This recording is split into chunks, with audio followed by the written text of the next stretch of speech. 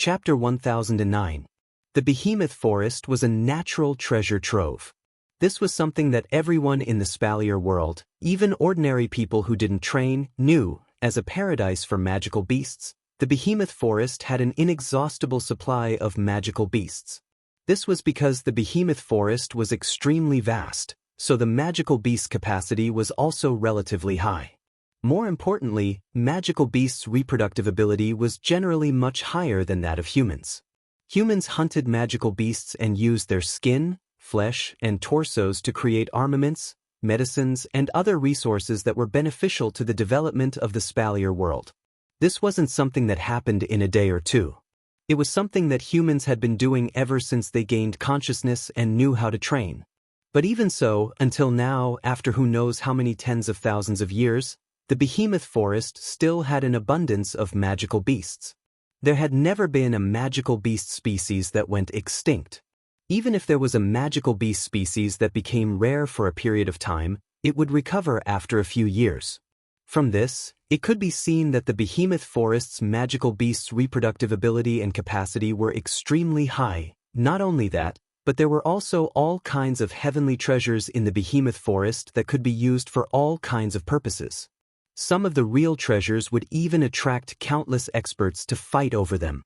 It was also something that had caused a bloody storm in the Spalier world before. Therefore, the Behemoth Forest's position in the Spalier world was extremely important, so important that it couldn't be replaced. The Spalier world had once given birth to 4 gods, and these 4 gods had relied on the help of the divine power.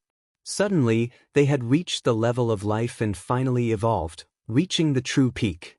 Unfortunately, the disappearance of the divine power had caused the Spalier world to lose all gods.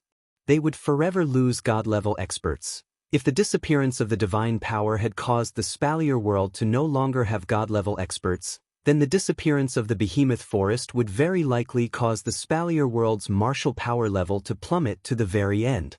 They might even lose demigod experts, or even level 9 experts. This was not an exaggeration. After all, not everyone was so talented. Although demigods were powerful, they must have consumed some treasures that could increase their power and break through their current level. Only then would they be able to reach this level in their lifetime. They would only be able to become demigods smoothly. Once the Spalier world lost the Behemoth Forest and these heavenly treasures, it would be much more difficult to break through to the next level. In the end, there might not even be anyone who could break through to the next level. In addition, equipment and tools resources, they would all Therefore, the Behemoth Forest was. In the past, there were humans who wanted to occupy the Behemoth Forest and obtain all the Behemoth Forest's resources. However, all of them failed in the end because the Behemoth Forest was too unsuitable for humans to live in. Those who had such thoughts were caught off guard. Since then, the Behemoth Forest had completely become the world of magical beasts. Although humans would go there every day to hunt, no one had ever built a place to live in. Until today, in a corner between the Behemoth Forest's outer and inner regions, there was a rather wide open space.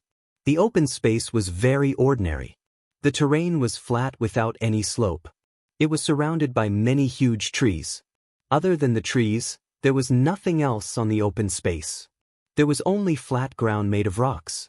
At this moment, on the flat ground, there were figures scattered around in 2s and 3s. They were looking at the open space, as if they were sizing something up. It's Wu Yan's group. Standing in front of the girls, Wu Yan looked around the open space with a frown. He then looked at Shokuho Misaki. "Are you sure you want to build a base here?"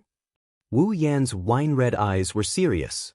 He said worriedly, "Don't forget, this is the Behemoth Forest. It's because this is the Behemoth Forest that I want to build a base here." Shokuho Misaki smiled, but her eyes were serious. "In any case, the sisters will come here every day to hunt for resources and earn experience points. In that case, instead of finding another place for them and having them come here every day, why don't we just let them use the giant beast forest as their base? But won't that be dangerous?" Mikoto was worried. "This is demonic beast territory. What if we get surrounded by demonic beasts? Or if a demonic beast that's too high level attacks us, what do we do?" Also, this place isn't suitable for living, we need food and water first. Also, the Beast King might be here. Misaka-sen, don't worry so much. Shoko Misaki smiled bitterly at Mikoto's nagging. How can a demonic beast horde break through the defense line of 20,000 sisters? High-level demonic beasts won't be able to come to this place. As for food and water, it's a big problem for the people of the Spalier world. But Xiaoyan has a system, I'm sure it won't be hard for her to find items that can provide her with food and water, right? What if something unexpected happens? Like last time, didn't you also say that the sisters would be fine here? But then the Beast King appeared and the demonic beasts went berserk. The sisters are still trapped here. We can't guarantee that this won't happen again. Mikoto said stubbornly.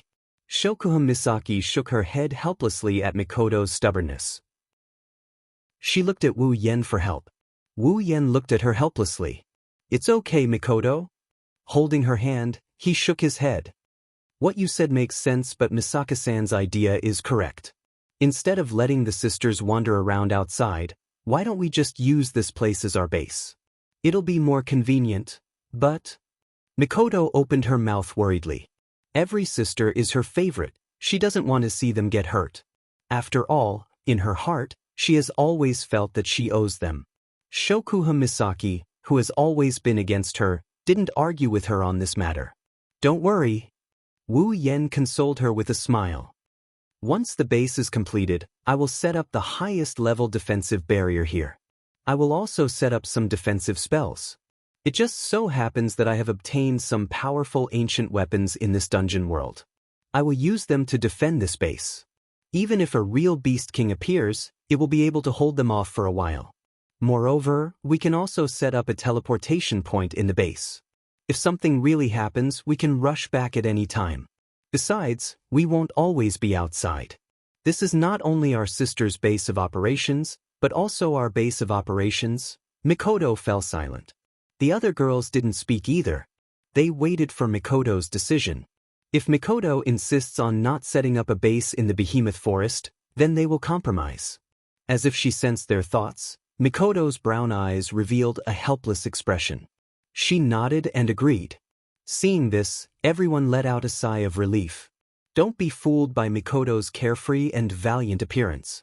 In certain aspects, she's even more fragile than a normal girl. She's also terrifyingly stubborn in certain aspects. If she really gets into a fight, even Wu Yen can't do anything about it, unless it's under the blanket. Then, how should we build it? This base? The girls all looked at Wu Yen. Wu Yen scratched his face and frowned. If it's just building a base, there are many ways to do so in the system. However, considering the sisters' safety and external defense, the base's level can't be too low. It might even need to be equipped with some defensive measures. If that's the case, the points. If it's just the points, we can solve a lot of the problems here. Shokuha Misaki took out a space ring and handed it to Wu Yen. The sisters' efforts weren't in vain. There are quite a few monster carcasses, magic crystals, and eggs inside. We should be able to exchange them for item points, ability points, and summoning points. As for equipment points, there's nothing we can do about it. If it's just equipment points, it won't be a problem. We don't need that many equipment points anyway. Wu Yen smiled. Let's go back and exchange everything we need. Then, let the sisters build it here. The girls nodded. Chapter 10:10. Behemoth Forest, Campsite. 10 days have passed since Wu Yen returned to the Spalier world from the Bloodlust Rampage dungeon. In these 10 days, the Behemoth Forest campsite has passed by in an unexpectedly peaceful manner. It's not as chaotic as it was a few days ago.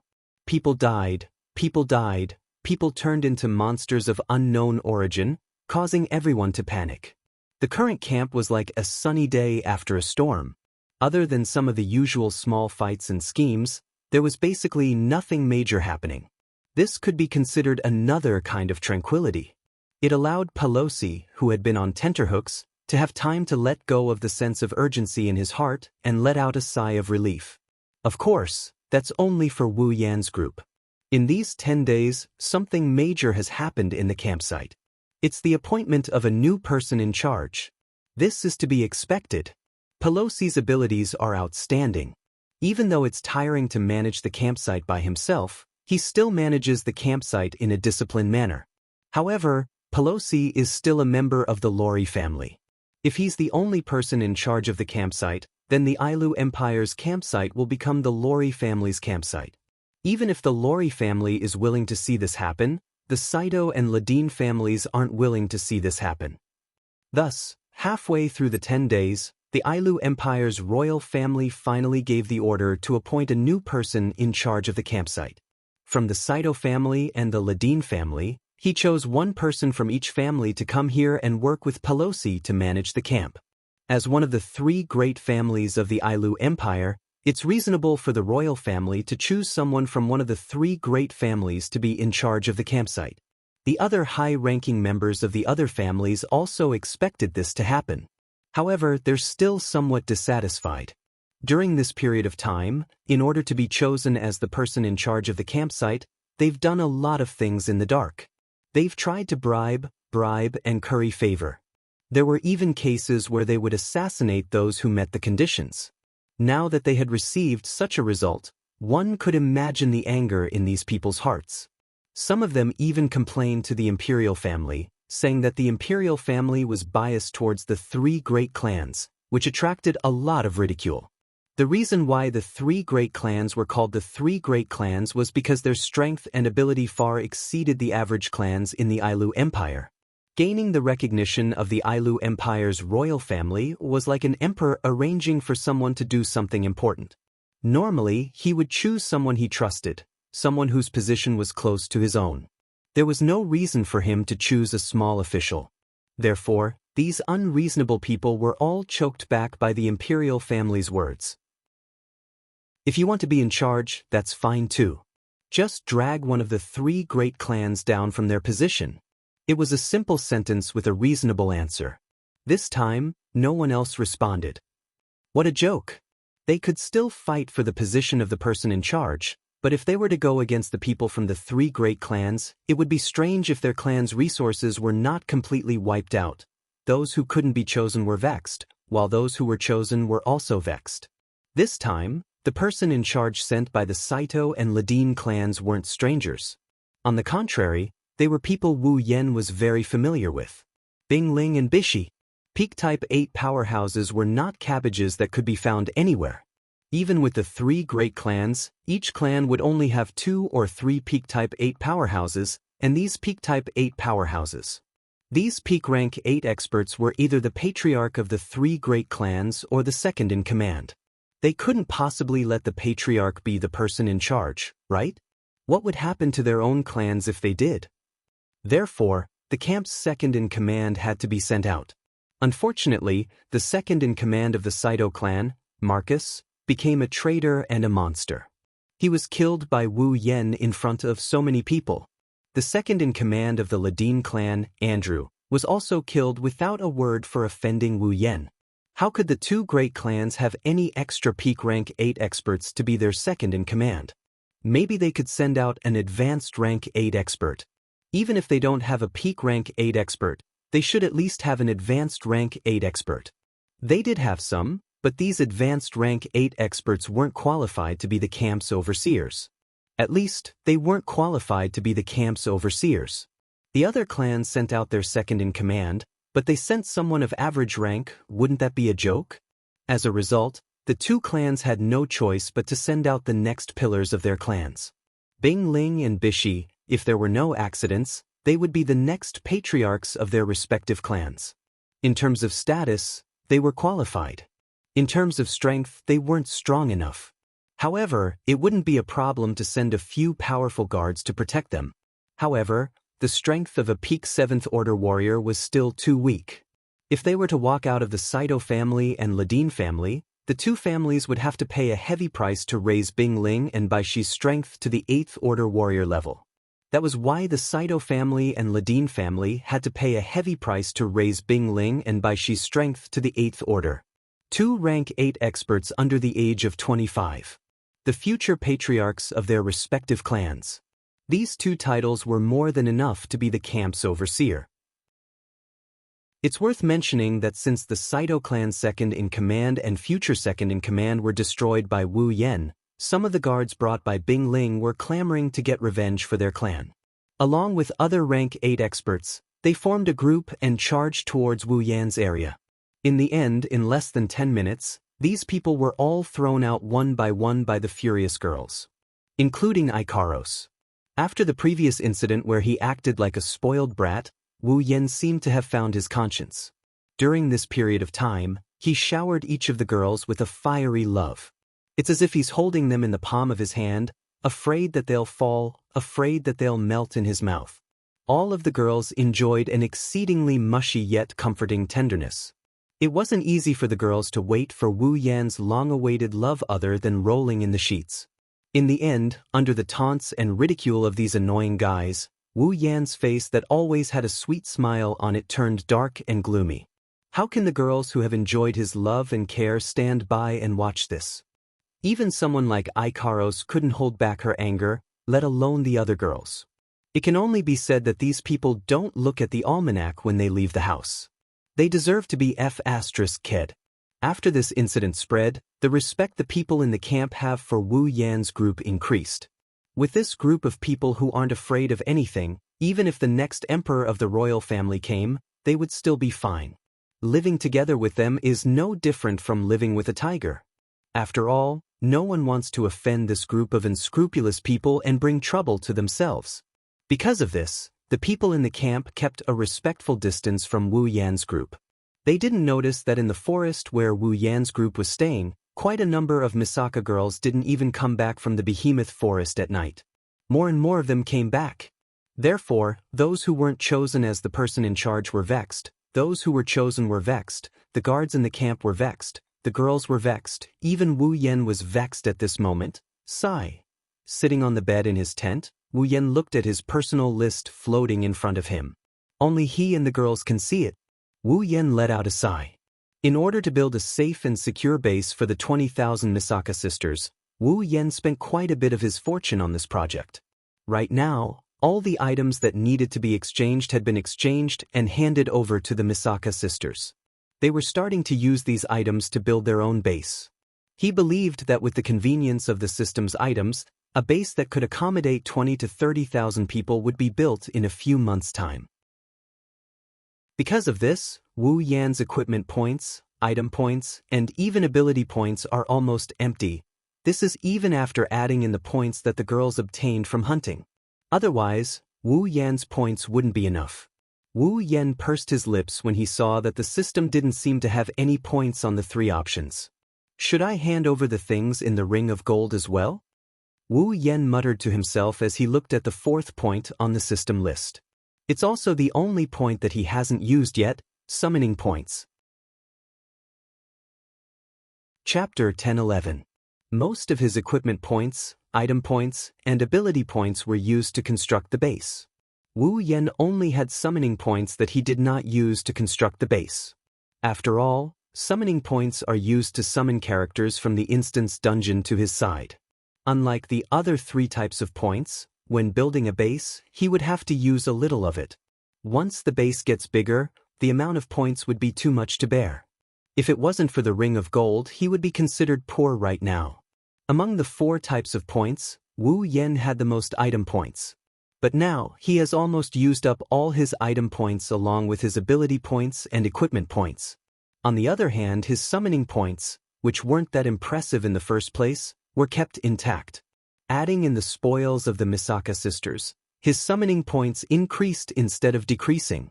Wu Yan crossed his arms in front of his chest as he stared at the only summoning point that he had not used up. Since the other 3 points were almost used up, he might as well use the summoning point as well. The moment he thought of this, he could not stop himself. Logically speaking, Wu Yan, who had just realized that he owed the girls, should not summon new characters to his side. Natsuki, Nagisa, and Kanon were still in his body and had no intention of meeting the girls. This was a big problem. Summoning new characters on the basis of this problem. Without a doubt, it would only add fuel to the fire and make the young girls really angry. Based on the feelings the girls have for him, this bit of resentment would have to be pacified sooner or later. However, Wu Yen, who understood the hardships the girls went through, didn't want to see any trace of unhappiness on their faces. This is also one of the reasons why he dotes on the girls so much these days. Even if he was tempted, Wu Yen shouldn't be summoning any new characters at this point in time. But this time, Wu Yen really wanted to summon new characters. Because he wanted to summon someone. Not a new character, but an old acquaintance. He opened the summoning list and dragged his finger across the illusory list. From an outsider's perspective, it looked like he was gesturing something in the air. But in Wu Yan's eyes, following the movement of his fingers, the system list was also changing, allowing him to find his target. Yakumo Purple, a powerful monster from the land of fantasy. One of the founders of the fantasy village. Along with the previous generations of Boli witches, she maintains the Boli Great Barrier. She is an indispensable existence in the fantasy village. Summoning points, 1 million.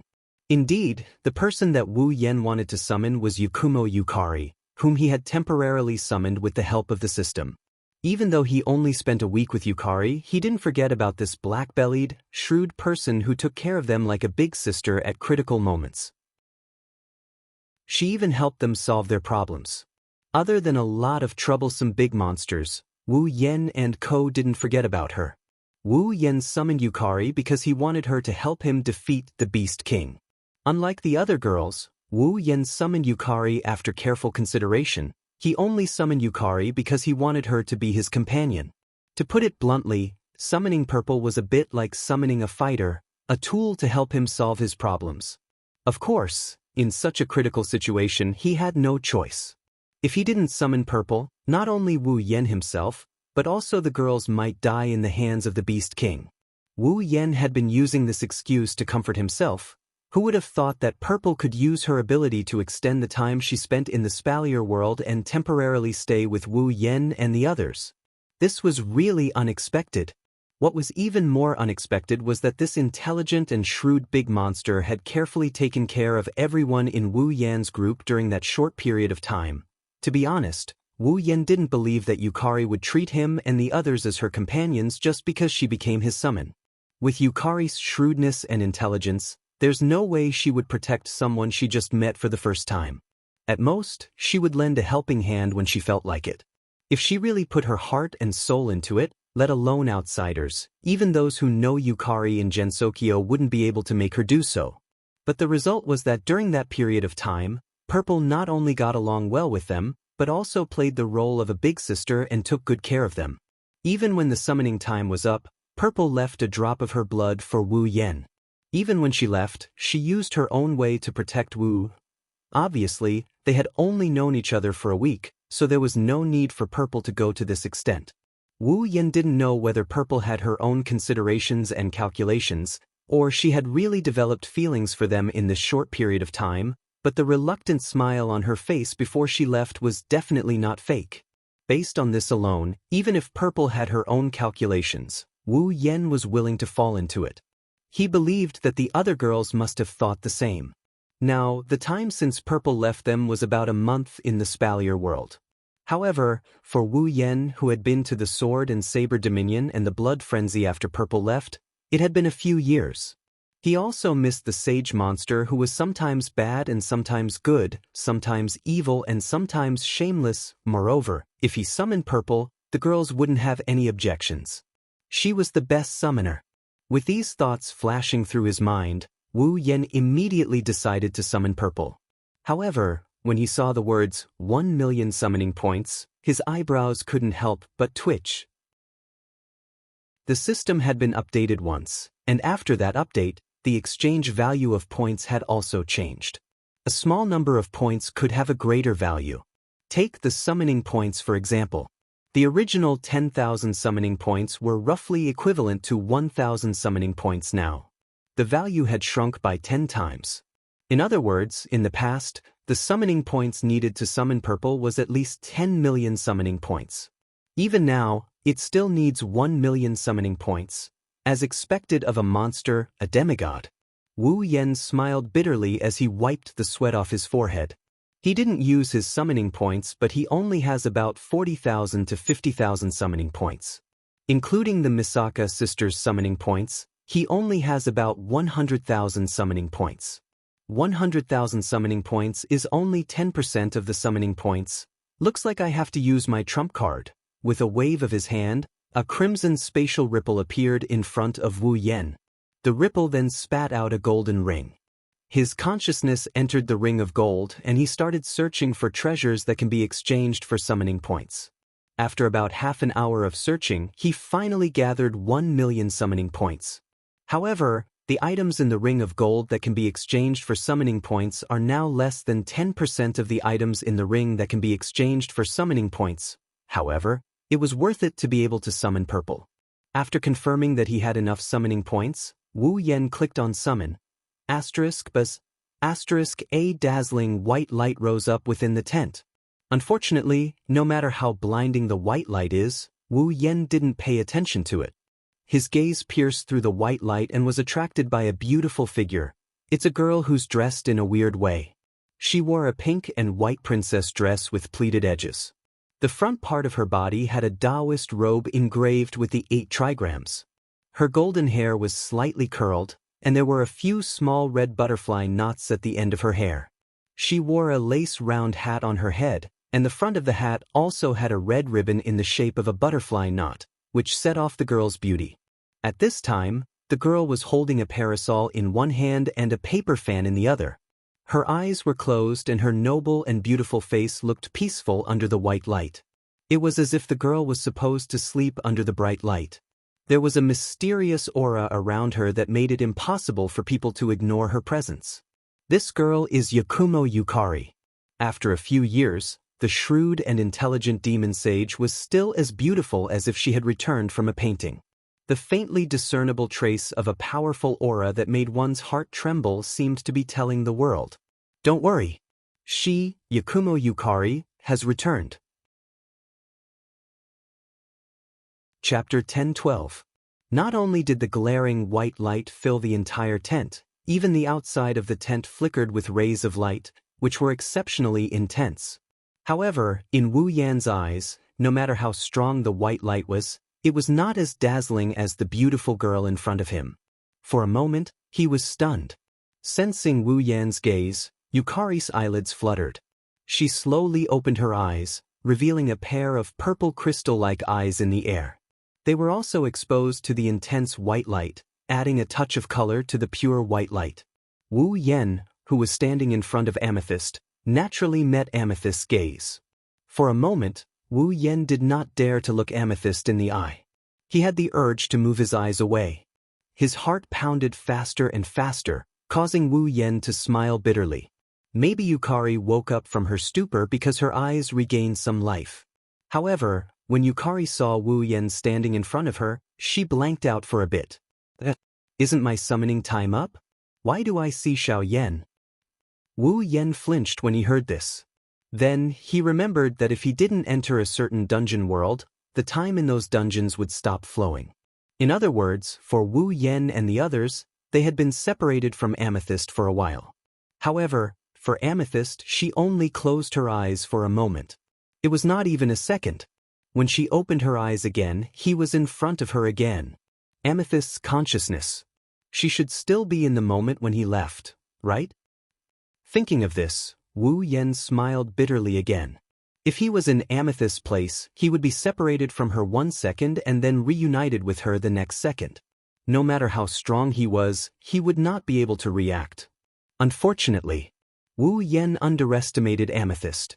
As if she recalled something, the confusion in her eyes faded away, replaced by her usual shrewdness. Looking at Wu Yan who is standing in front of her, Yukari smiled. She smiled helplessly. It seems I was summoned by you again, Xiao Yan. As expected of the legendary sage demons. Even if he didn't personally experience it, he was able to understand the situation just by looking at the current situation. It was truly amazing. Even Shokuhun Misaki wouldn't be able to compare to this level of intelligence. A trace of admiration rose in his heart. Seeing Amethyst's helpless expression, Wu Yan couldn't help but smile. No matter how smart she was, she would still feel awkward when she was saying goodbye 1 second and then reappearing the next. Wu Yen held back his laughter and waved at Amethyst. Long time no see, Amethyst. Long time no see. Amethyst rolled her eyes at Wu Yen. It's only been a blink of an eye for me. But for me, I haven't seen you in years. Wu Yen giggled and he pounced at Yukari with open arms. It's great to see you again. Just as Wu Yen was about to embrace Amethyst, a paper fan hit Wu Yen on the head and knocked him down. Era. Yukari put away her paper fan and looked at Wu Yen, who was howling in pain on the ground. She said with a smile that isn't a smile. His strength has increased by quite a bit, and even his courage has grown by quite a bit. Are you finally going to target me? You misunderstood, Amethyst. Wu Yen held his head and quickly stood up. This is an action derived from the joy of our reunion. Is that so? Yukari blinked and she laughed at Wu Yen's intentions. Aren't you using the joy of our reunion to take advantage of me? Of course not. Wu Yen awkwardly scratched his cheeks. He felt like there's nothing he can hide from Yukari's eyes. He couldn't hide his thoughts from those deep purple eyes. He could only helplessly say it out loud. Anyway, welcome back, Amethyst. Hearing this, the inexplicable smile in Amethyst's eyes slowly disappeared. The expression on her face relaxed a lot and became gentler. From the day you summoned me, little Yen, I knew I'd be at your beck and call for the rest of my life. Amethyst's voice slowly drifted out from under the fan as she skillfully waved the paper fan in her hand to cover the area below her nose. It's not a good thing to be targeted by you. You're joking. Wu Yen shook his head with a wry smile. If you don't want to, who can order you around? The corner of Amethyst's mouth twitched and her eyes turned serious. I didn't believe it before, but now. Frowning slightly, Violet's tone became rather displeased. Without any self-awareness, his life was taken away and merged with someone else. Even his own body had to be summoned here and there. If such a situation had happened, it wouldn't be strange if something else were to happen. Amethyst's annoyance reverberated in Wu Yen's ears. Wu Yen felt resentful. He knew Amethyst wasn't blaming him for summoning her around. She might have when they first met, but after spending some time together, she should understand that he wasn't the kind of person who would force girls to do things he didn't want them to do. What Amethyst was upset about was the feeling of being unable to control herself. As the founder of the fantasy village and a sage of demons with the power of the realm, Amethyst's strength had long reached the transcendent realm. It was difficult to find someone who could compare with her. Amethyst had always been confident that even though she wasn't the strongest in the fantasy village, the strongest person wouldn't be able to do anything to her. Despite having such power, Yukari was still summoned by the system. She was robbed of her life and assimilated into Wu Yan's body. This feeling of not being under her own control and being at the mercy of the system, for someone as prideful as Yukari, this must be a very uncomfortable feeling. Wu Yan even suspected that Amethyst had used the power of the realm to resist the system's summon time and let him stay in the Spalier world. It wasn't because she was interested in this world, but because she was resisting the fact that she couldn't control herself. She was Amethyst. How could she be obedient and let herself be at the mercy of others? As Wu Yan said, without Amethyst's permission, no one could order her around. Even if she was stronger than Amethyst, she would find a chance to fight back. Even if she couldn't win, she would at least destroy her opponent's car. Amethyst may seem approachable, but she was still the sage of demons who made all demons and even living creatures tremble. The trace of admiration in his heart gradually turned into admiration. Looking at Amethyst's expressionless face and dissatisfied eyes, Wu Yan didn't mince his words. Amethyst, you really are an amazing person. Amethyst's pretty face was slightly stunned. She couldn't help but smile. Era, little Yen is amazing too. I'm very happy to have met someone like you. Is that so? Wu Yan shrugged and he continued with a smile. What about the reunion hug? Zi's smiling face collapsed. She resisted the urge to roll her eyes and felt all kinds of annoyance. All right. Take it as a gift from an older sister to a younger brother. Younger brother? Wu Yan retorted. How could it be younger brother? I'm already in my 20s. Era, you're only in your 20s? Already. Before she could finish her sentence, Z's voice seemed to be stuck in her throat and stopped abruptly. A mischievous grin appeared on Wu Yan's face. Already what? Why don't you continue? Amethyst glanced at Wu Yan and snorted. I'm already 17. 17? Who are you kidding? Shaking his head, Wu Yan laughed mischievously. Then I'm older. How could it be a gift from an older sister to a younger brother? It should be a brother's love for a younger sister he hasn't seen in a long time. Little sister. Even Violet's mouth couldn't help but twitch after being called little sister. Seeing Amethyst's uneasiness, Wu Yan smiled proudly. He opened his arms and hugged Amethyst. In the next moment, a burst of fragrance and softness entered Wu Yan's nose and mind at the same time. Amethyst's expression was somewhat helpless. But this time, she didn't resist Wu Yan's hug. She just patted his shoulder and smiled warmly. Chapter 10:13. Behemoth Forest, Camp. Inside the tent, the girls who gathered together every day were discussing something. To be more precise, Chuju, Mikoto, Shokuha Misaki, and Kotori were discussing something. Kurumi was leisurely sipping her tea. She didn't participate in the discussion at all. Astria and Toka were having a competition of eating. Flandra-chan was cheering for Astria while Yoshino was cheering for Toka. The four of them were having a good time, but they kept their voices low so as not to disturb Chuju, Mikoto, and the others. Astria, Toka, Flandra-chan, and Yoshino knew there was nothing they could do in a serious discussion like this. They wanted to help, but they weren't strong enough to do so. The only thing they could do was to try their best not to disturb the other girls. When the time comes, they will do their best to help. As for the rest of the time, they just need to be themselves. This was what Chuju, Mikoto, and the others told them. Kinohita Sai, Frenda, and Takitsubo Riku were the same. Compared to Astria and the others, these three used to be Black Ops in Academy City. Logically speaking, this kind of discussion is nothing out of the ordinary for them. But when it comes to discussion, they are better at taking action. That's why they usually don't participate in the girls' discussion unless it's absolutely necessary. They will wait until the girls have something to do and they will take over the task. Their respective tasks are well distributed. Because of this, every time the girls discuss something, it's usually Chuju, Mikoto, Shokuha Misaki, Kotori, or Kurumi. That's it. At this time, Chuju and the others were discussing the Behemoth Forest base. Under Wu Yan's control, all the materials needed to build the base have been gathered. The sisters started bringing these materials to the base to build the base. The girls, on the other hand, are busy building the base. His role was to supervise the work. If he noticed any problems, he would discuss it with him. Of course, although the girls were discussing the matters of the base, it wasn't because of any problems. They were just estimating when it would be completed. Also, if anyone notices a problem, they will bring it up to discuss it. It had to be said that the items in the system were miraculous.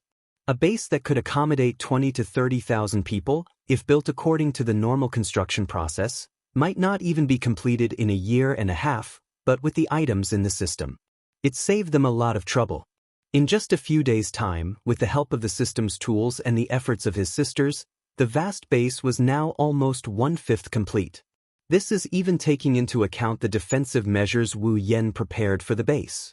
Or else, it wouldn't even take a day to build a shelter.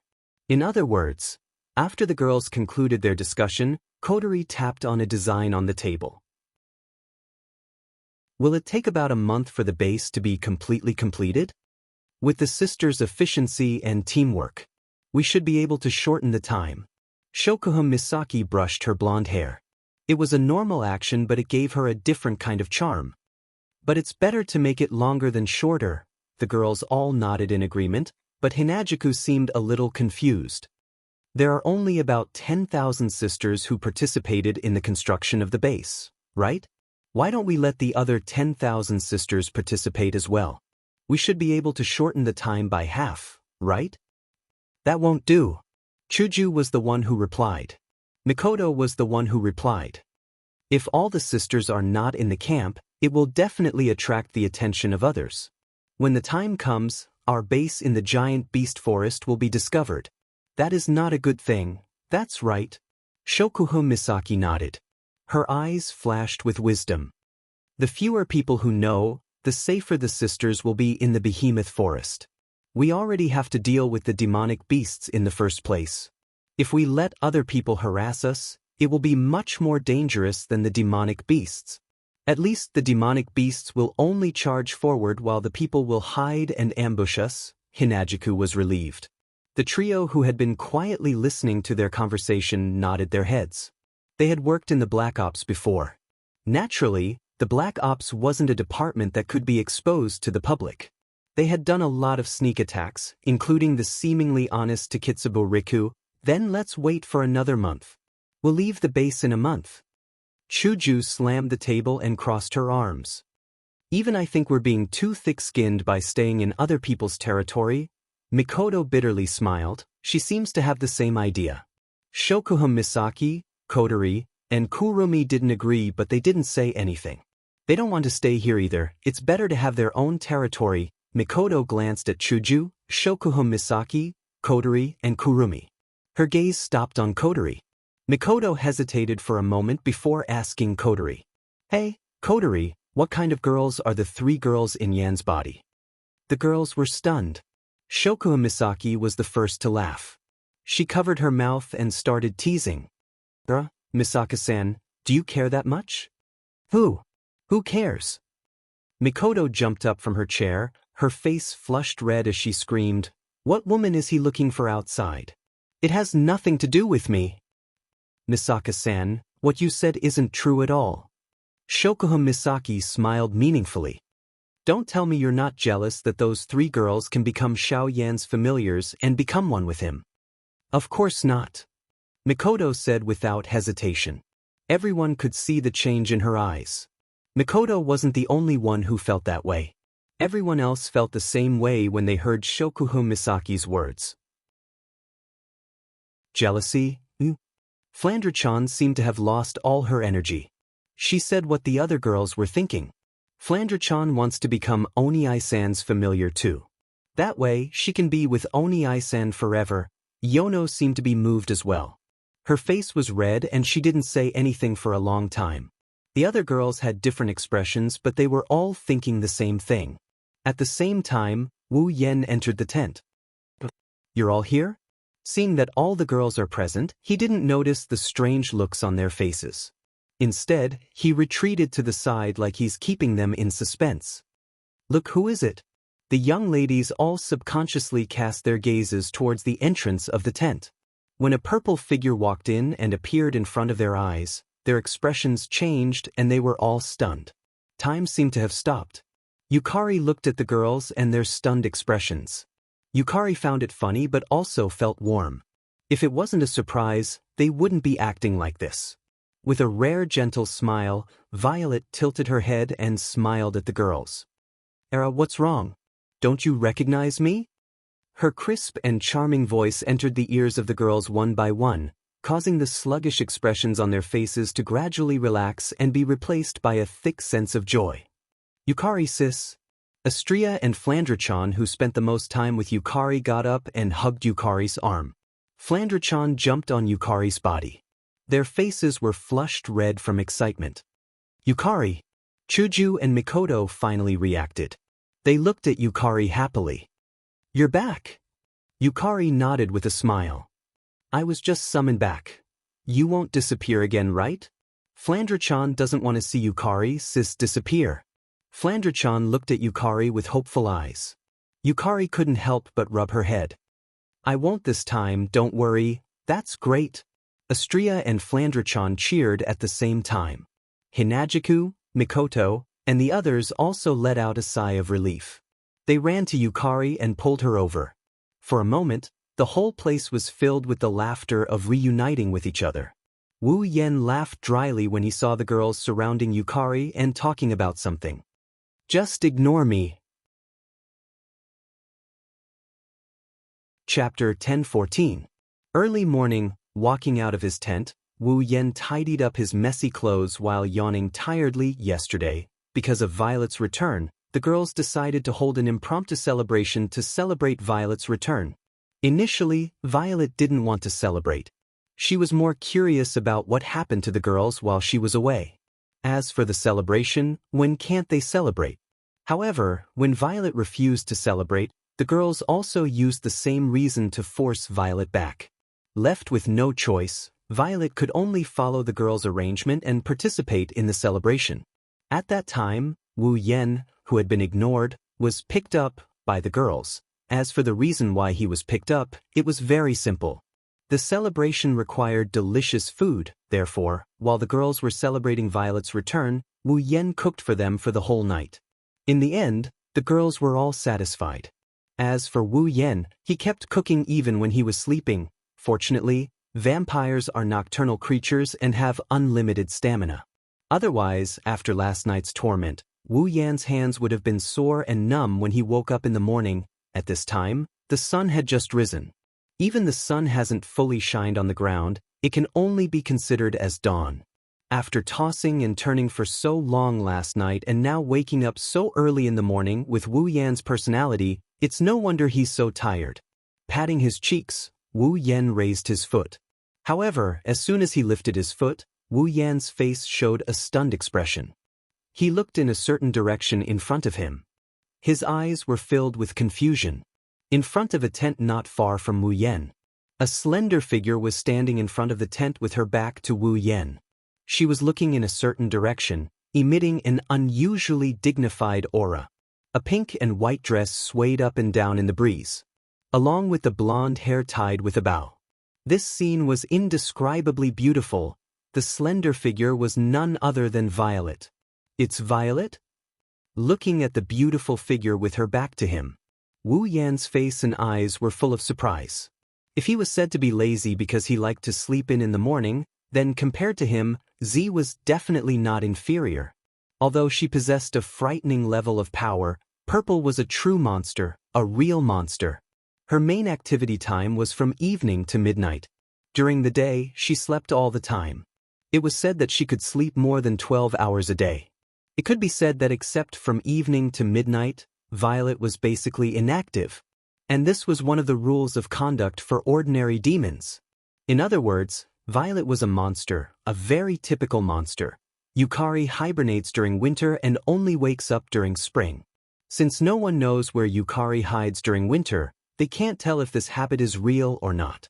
However, since she said so herself, Wu Yan and co believed her. In addition, Violet had the habit of leaving everything to others when she was sleeping. During the week that he lived with Violet, Wu Yan and the others were really annoyed by her. Fortunately, Violet tasted Wu Yan's cooking and fell in love with Wu Yan's cooking. Every time Wu Yan cooked or when she was hungry, she would find Wu Yan. Otherwise, it would be difficult for them to even talk to her because they had a completely different schedule from Violet's. One could only imagine how lazy this difficult demon sage was. According to her, it was all due to her physique. However, the others were only skeptical and did not fully believe her. More accurately, no one actually believed her. She could control the realm power and was close to the origin. How could she not be able to handle such a small habit? Yukari managed to pull Wu Yan down from his position as the laziest person in the room.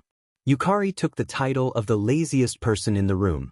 It was not time for dinner yet and the sky was almost bright. Logically speaking, Violet should be lying in bed at this time. Why was she standing there?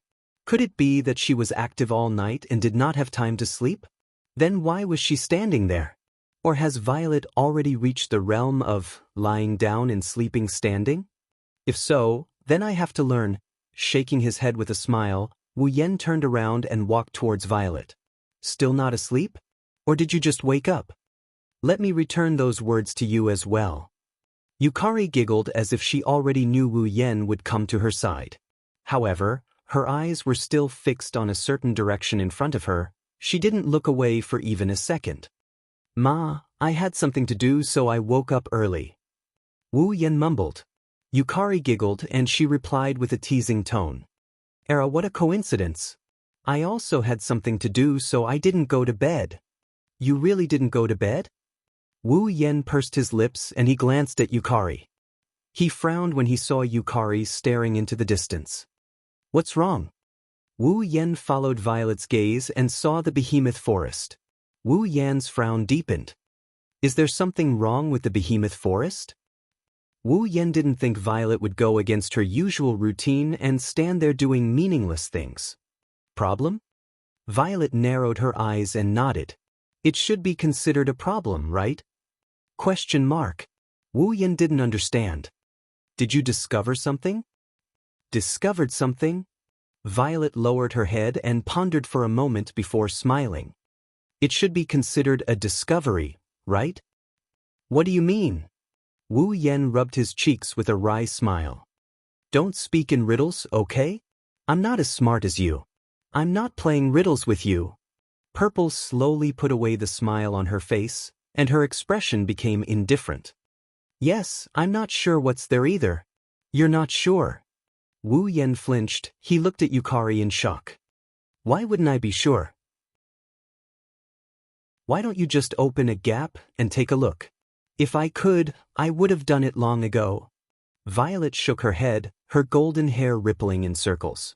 In the sunless dawn, her hair shone brightly. In one night I used gap to scan the entire behemoth forest more than 3 times, but it seemed like the other party could sense my gap and couldn't find it at all. The other party? Wu Yen caught a phrase and said uncertainly, You mean there's something in the behemoth forest? That's why I'm not sure either, Wu Yen said grumpily. Then how do you know there's something strange in the behemoth forest? Violet stroked the parasol leaning against her shoulder, her eyes filled with an inexplicable light. If I have to explain, I can only say that there's a very ominous aura in that place. Ominous aura? Wu Yen couldn't make heads or tails of Yukari's cryptic words. Wu Yen thought for a moment and said, In other words, you didn't feel any ominous aura in the behemoth forest last time, but you felt it this time, so you're a bit concerned, right? Ah, Allah, as expected of Xiao Yen. You guessed it right away. A smile appeared on Violet's face as she nodded. Indeed, I'm a bit concerned, I see. Wu Yen scratched his cheek and hesitated before asking, Do you want to go and take a look? That's exactly what I'm planning to do. Violet didn't refute and admitted it. When she saw Wu Yen was about to say something, she knocked him on the head with the paper fan in her hand. There's no need for that, we can handle this on our own. Yukari grinned at Wu Yan's wine-red eyes and she said in a meaningful tone, Don't you have something you want to do too? As soon as he finished speaking, Violet's figure suddenly disappeared. What was left on the spot was only a crack that was closing up. Wu Yan shook his head and left after watching the gap close. As for worry, with Violet's strength, there was no need to worry at all. Chapter 10:15. Behemoth Forest. The towering trees that reached the clouds did not have the slightest pattern as they stood on the undulating terrain as if they had been there since the beginning of time. Not a single ray of sunlight could reach the forest that was surrounded by trees, emitting an ancient aura. The cries of birds, beasts, and insects were incessant, but there was no trace to be found. Vaguely, a roar full of ferocious and murderous aura was transmitted in the towering forest. Among them, there were even 1 or 2 roars that contained a powerful aura. With just one sound, one could tell that the level of the owner was definitely not low. This was the deepest area of the behemoth forest, extremely close to the central area where the Beast King had been born. It could be said that this was the most terrifying area in the behemoth forest outside of the central area. The edge of the inner area was quite a distance away from here. It was common knowledge that the distribution of magical beasts in the behemoth forest was that the closer to the central area, the higher the level of the magical beasts. The central area of the behemoth forest was also divided into 3 areas: the outer area, the inner area, and the deepest area of the behemoth forest. Therefore, other than the central area, the deepest area of the behemoth forest was the area where the highest level magical beasts lived. In the deepest area of the behemoth forest, the magical beasts were not as terrifying as the 12-peak 9th level magical beasts that Wu Yen and the others saw when they went to the central area to search for the Beast King. However, it was still an area where 9th-level magical beasts were active. Because magical beasts generally had longer lifespans. Even if they did not live for thousands of years, they lived for hundreds of years. Some with longer lifespans could even live for thousands of years. In addition, the deepest area of the behemoth forest was an area that humans did not want to go near the most.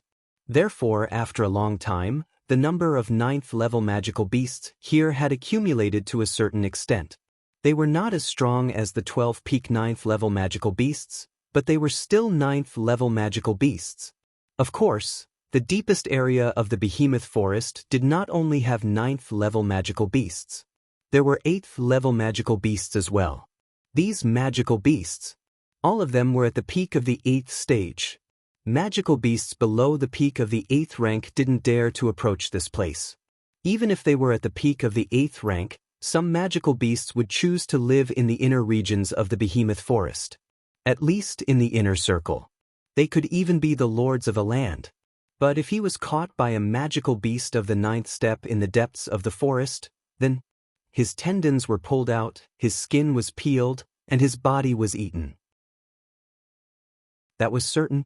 Under such circumstances, unless it was really necessary to come here, such as the previous operation to investigate the birth of a beast king, even a powerhouse of the 9th level would not be willing to come here. But today, in the depths of the behemoth forest that everyone feared, someone had come. In a certain corner of the behemoth forest, there was a dilapidated stone forest. The trees that were everywhere stopped growing here, leaving behind a large empty area. There were no more trees. Instead, there were stone pillars, stone spikes, stone towers, and even stone statues. It looked like someone had lived here before. The stones were artificially carved, but in fact they were all natural. That's right, the stones in this stone forest naturally existed here. No one had ever touched them, and no one had ever come here before. It had been at least 1,000 years since anyone had come here. No one knew how long it took for this place to become such a miraculous sight. One could not help but sigh at the uncanny workmanship of nature. Now, this stone forest that had been lifeless for a long time finally welcomed a guest. At the edge of the stone forest, a pitch-black crack suddenly and silently ripped open in the empty space, exposing the vicious eyeballs inside. It caused the dead silence in the surroundings to become eerie all of a sudden. It was chilling. In the next moment, in the pitch-black crack filled with sinister eyeballs, Violet held a parasol and leaned on her slender shoulder. She walked out of the crack, with a smile on her face as if she was taking a leisurely stroll. Her dress fluttered in the wind as she slowly walked out of the crack and arrived in front of the stone forest. The gap closed after its success, returning the scene to an intact void as if nothing had happened. Only Purple's figure stood alone in front of the tall stone forest. Compared to those stones, Purple's slender figure was undoubtedly very tiny. However, the incredible sense of existence that hovered around her gave people a wonderful feeling that she was the only one in the world.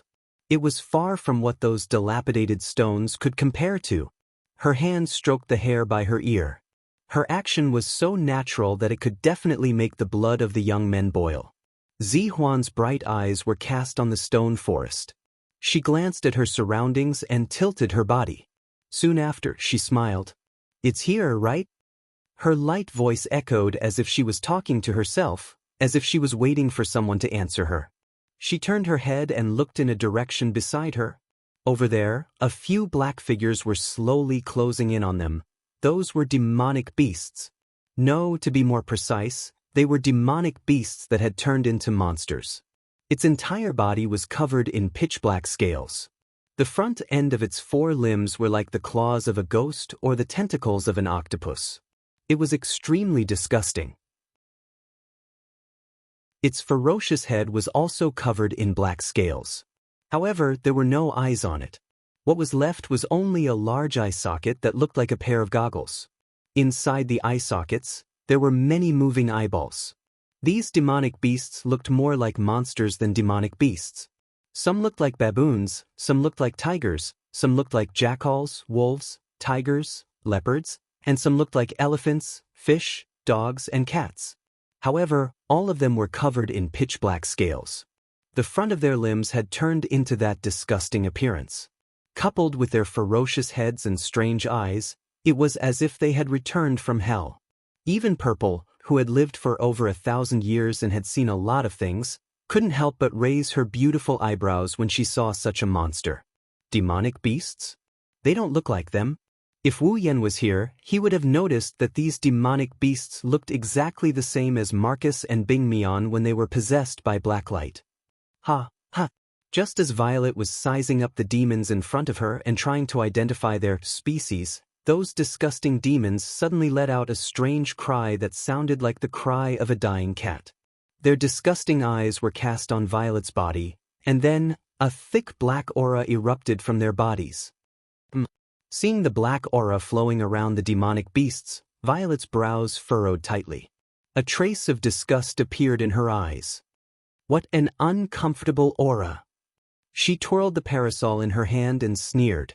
I wanted to study it more, but this aura is too disgusting. It's even more disgusting than the bad luck on the body. If I capture you all, Xiaoyan and my sisters won't like it. It's better if you all disappear. Before Violet could finish her words, the magical beasts seemed to have lost their patience. Amidst the ghostly roars, they leaped into the air, bringing with them a large amount of black gas. They were like dark clouds that blotted out the sky and covered the earth as they pounced on Violet. Allah! Violet smiled faintly at the demonic beasts that pounced on her. How impatient! She didn't do anything but slowly smiled. In the next moment, a mysterious wave reverberated from her body and spread out like a wave. This is Violet's ability. The power of a realm. In just a moment, the wave that represents the power of a realm smashed into the demonic beasts like a hot knife through butter. In the depths of the behemoth forest, the demonic beasts in front of them are disgusting, but their strength is not to be underestimated. Looking at the black aura that blotted out the sky, each one of them is probably a level 9 demonic beast. But this group of level 9 demonic beasts didn't even make a sound in front of Violet's ability. They didn't even have time to struggle. In the blink of an eye, under the power of a realm, they were all turned into ashes. Not a trace of them was left behind. With a wave of her hand, a group of level 9 demonic beasts died in Violet's hands. This is the power of a demigod. This is Violet's power. It belongs to the founder of Fantasy Village, the power of a sage. As for Yukari herself, it was as if she had done something extremely insignificant. Her expression did not even change in the slightest. Only a sharp glint flashed in her purple eyes as she looked at the place where the magical beasts had been reduced to ashes a second ago. Over there were streaks of black light dancing. Chapter 1016. There were about a dozen of them. The black lights danced up and down like ribbons, pacing back and forth like large earthworms, twisting their bodies. However, if one were to observe carefully, one would notice that although they were flying around recklessly, none of them dared to fly in the direction of Amethyst. Purple narrowed his eyes filled with interest. Although Amethyst did not know what these black lights were, she was certain when she saw that they were timid and did not dare to approach her. These black lights either had consciousness, or even if they did not, they had a beast-like instinct. They knew what was dangerous and what could threaten them. Black lights with instincts or consciousness. They could even attach themselves to other life forms? Amethyst felt that she had seen enough strange things in her life. She had seen all kinds of strange things in the Fantasy Village. However, she was still interested in something like this. The reason why those magical beasts became so disgusting is probably because of you. Amethyst's lips curled up slightly. She stretched out her hand. That's good too. I can't take those disgusting things away, so I'll bring you back to study them. Amethyst did not know if the black lights understood her words. When Amethyst stretched out her hand, they all trembled. With a sudden twist, it broke through the atmosphere and flew toward the forest in the distance with a whistling sound of wind. Their speed exceeded that of an ordinary 9th-grade warrior. Running away? Seeing the black lights flying in the opposite direction of her, Yukari was not surprised. Instead, she was delighted. They chose to run away when she was about to attack instead of running away when the situation was bad. Amethyst could basically rule out the possibility that the black lights had consciousness. These black lights, they should have some kind of biological instinct and relied on it to control their actions. Era, isn't this interesting? Amethyst's interest grew. She no longer dared to delay. She slowly opened her hand and let her palm face up. A sparkling, translucent cube appeared in Amethyst's palm, glowing with golden light. Amethyst was not only good at cultivation, she was also good at enchantments. This cube was one of the enchantments that Amethyst was good at, quadruple enchantments. Therefore, if anyone could discover it, he would have seen it. Inside this small cube, there were 3 other cubes that almost overlapped with it. These cubes were one size smaller than the original one. Clearly, by using the power of the barrier, Violet wanted to capture all of these black lights. With a move of his palm, the 4-layered square enchantment whistled in the air. It expanded with the wind and turned into a star. It tore through space and shrouded the black light that was flying away. Buzz? Before they could even touch He Guang's body, the 4-layered square-shaped barrier expanded fiercely. In an instant, it expanded from the size of a palm to the size of a stone forest on the ground, covering the sky above the stone forest. Although the speed of the black light was extremely fast, the 4-layered cube that suddenly expanded was even faster. In less than a second, it had already grown to the point where it could envelop the stone forest below, enveloping all the black light. The black light that was trapped in the enchantment did not slow down at all. It crashed into the enchantment at an extremely fast speed. In the end, it was like an egg crashing into a rock. With a muffled sound, it flew back and almost shattered itself. When all the black light was trapped in its body, the 4-layered barrier slowly descended. As it descended, it shrank in size. When the 4-layered barrier fell back into Amethyst's palm, it had already returned to its original size. Amethyst looked at the black light that was scuttling back and forth in the 4-layered barrier, trying to break free from the barrier. A joyful smile appeared on her face. For the time being, it shouldn't be boring. Amethyst shook his head with a smile as he patted the 4-layered barrier that imprisoned the black light in his hand. After all, it seems like we're not the only ones interested in you. When he said this, Amethyst raised his voice slightly. It was extremely clear as it reverberated in the surroundings. It was like a sound wave that slowly drifted into the distance, as if he was deliberately saying this for someone to hear. As it turned out, Amethyst's actions were not without reason. Beep! Suddenly, the sound of thunder striking down from the clouds in the sky like a thunderbolt. A burst of dazzling light flashed, illuminating the entire dilapidated stone forest in an instant. Amethyst raised his head slightly with a faint smile on his lips. He looked at the thunderbolt that was striking down. To be more precise, Amethyst was not looking at the thunderbolt, but at a person within it. That's right. There was a person within the thunderbolt. It was a man who looked to be in his 40s or 50s, but he had a long beard on his chin. This person wore a white robe with a thunderbolt pattern engraved on it. In addition to the thunderbolt that fell from the sky just now, one could imagine how powerful this person was. However, although the scene just now was very shocking, the aura on this person's body was faintly discernible. It was not as domineering as the thunderbolt engraved on his white robe. He was just like an ordinary person. However, could an ordinary person float in the air? In the Spalier world, there was only one type of person who could float in the air other than those who were proficient in wind magic and some special flying magic and combat techniques. A demigod. This person was actually a demigod. Whoosh! Almost at the same time as the thunderbolt fell, an ear-piercing sound of wind breaking resounded above the stone forest. With a sonic boom, the person cut through the sky with a momentum that was not inferior to the previous one. In a flash, he appeared above the stone forest. It was an old man, an inconspicuous old man wearing a gray robe. However, this old man was also floating in the air.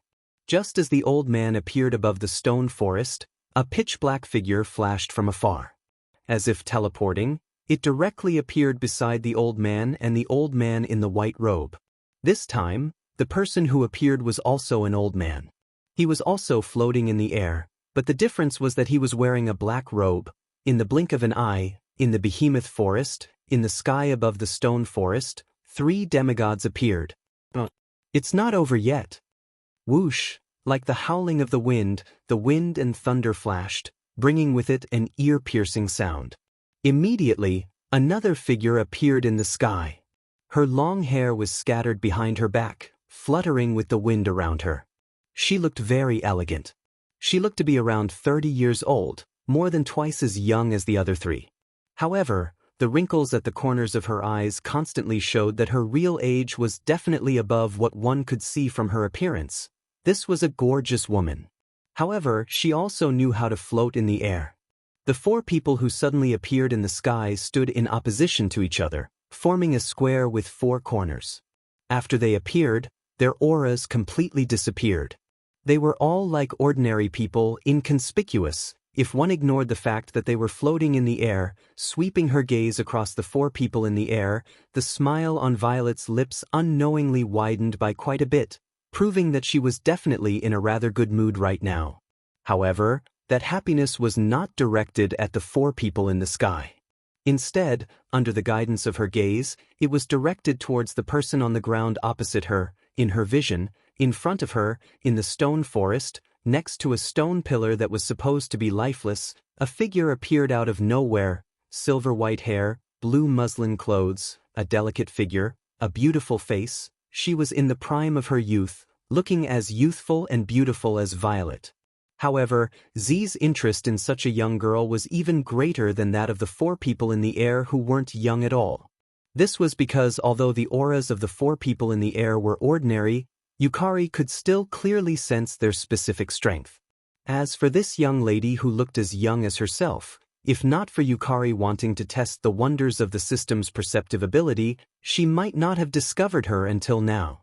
It wasn't that she was stronger than Violet, but there seemed to be something on her that was hiding everything about her. Chapter 10:17. In the air, the white-robed old man, the gray-robed old man, the black-robed old man, and the gorgeous woman faced each other. They looked at each other as if they were surprised by each other's appearance. "I didn't expect you to come as well."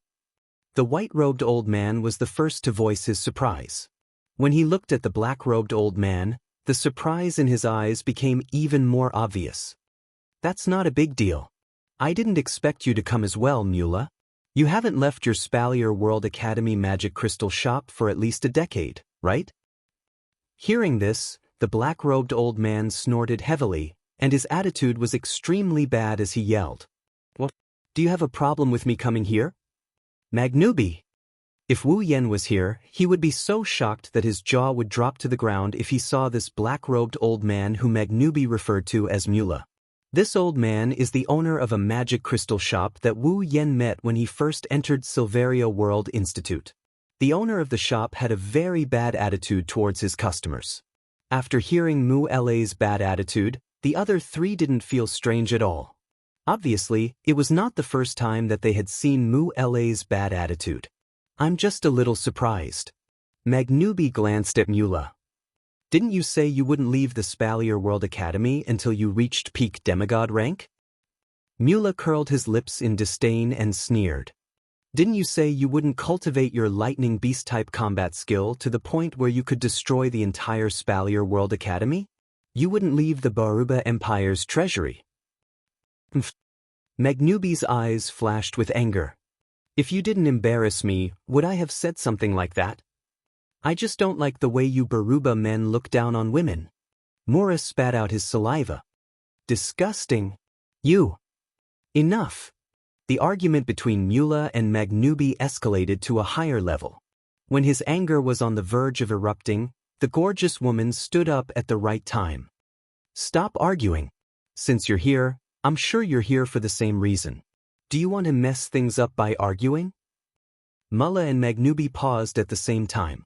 After exchanging a glance, they both snorted. Turning his head away, he could tell that the relationship between the 2 of them was not good. "Linya, did you receive the news as well?" Magnubi turned his gaze to the beautiful woman. I thought I was the only one who received the news. Even Mura left the Silveria World Institute and you received the news. It's reasonable for you to leave the Fea Empire's treasury. Aren't you the same? The gorgeous woman named Linya smiled and looked at the gray-robed old man who had been silent all this time. Why didn't you tell me that something like this happened? Garen, that's not very nice of you. Yes, the gray-robed old man. He's the guardian of Ailu Empire, Garen. As for the other three people's identities, they could more or less guess from the conversation just now. Magnubi is the guardian of Baruba Empire. Linya is the guardian of Fea Empire. As for Mula, even though he's not a guardian, he's one of the 5 demigods in the Spalier world. 5 demigods. At this moment, 4 demigods appeared at the same time. Maybe there's more than 4. Mula, Linya, and Magnubi looked at the silent Garland at the same time.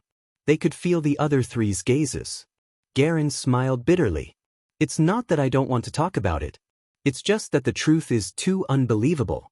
If we don't get to the bottom of it, who would dare to talk about it? A glint flashed across Jarlin's eyes as he looked at the 3 demigod powerhouses who seemed to be deep in thought. Something that can turn people into monsters and level up. The 4 demigod experts were rarely seen in 100 years. Now that they had come here, their objective was obvious. It's the black light. Come to think of it, it was Bing Mian who created this rare scene. Even though he was possessed by the black light and turned into a monster, Bing Mian's vitality is strong. When the black light left his body, Bing Mian was able to recover. Wu Yin didn't kill him at the time. Instead, he agreed to Bing Mian's request and allowed them to deal with it themselves. Anyways, the half-crippled Bing Mian turned into a cripple after Kuroto messed with him.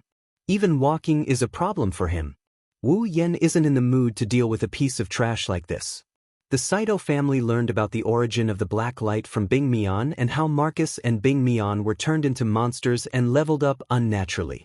Following that, the Saito clan's Type 9 powerhouse brought up the matter during the council meeting. At the same time, the news reached Garen and the other demigods. They were tempted. It's not that they wanted to be turned into monsters. What attracted them was the effect. Leveling up. This was a huge temptation to others, but to those who had already become demigods, it was even more tempting. After all, if even they could level up, then what would happen if a demigod leveled up? Celestial. It's been missing for a long time. All demigods dream of leveling up to Celestial. Under the temptation of leveling up to Celestial, they ignored the side effects of the black light. Perhaps, they thought that with their level, they could eliminate the side effects of the black light. They don't know what to do if they can't eliminate the side effects.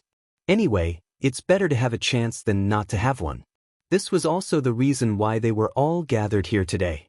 Demigods are indeed powerful. Somehow, they found out that the black light originated from the behemoth forest. Hence, they came here one after another. Yukari used her realm energy and 4 layers of barrier to capture the black light. They sensed the powerful energy and came here. That's what led to the current situation. Thinking of the powerful force they had just sensed, the 4 demigods looked down at the same time.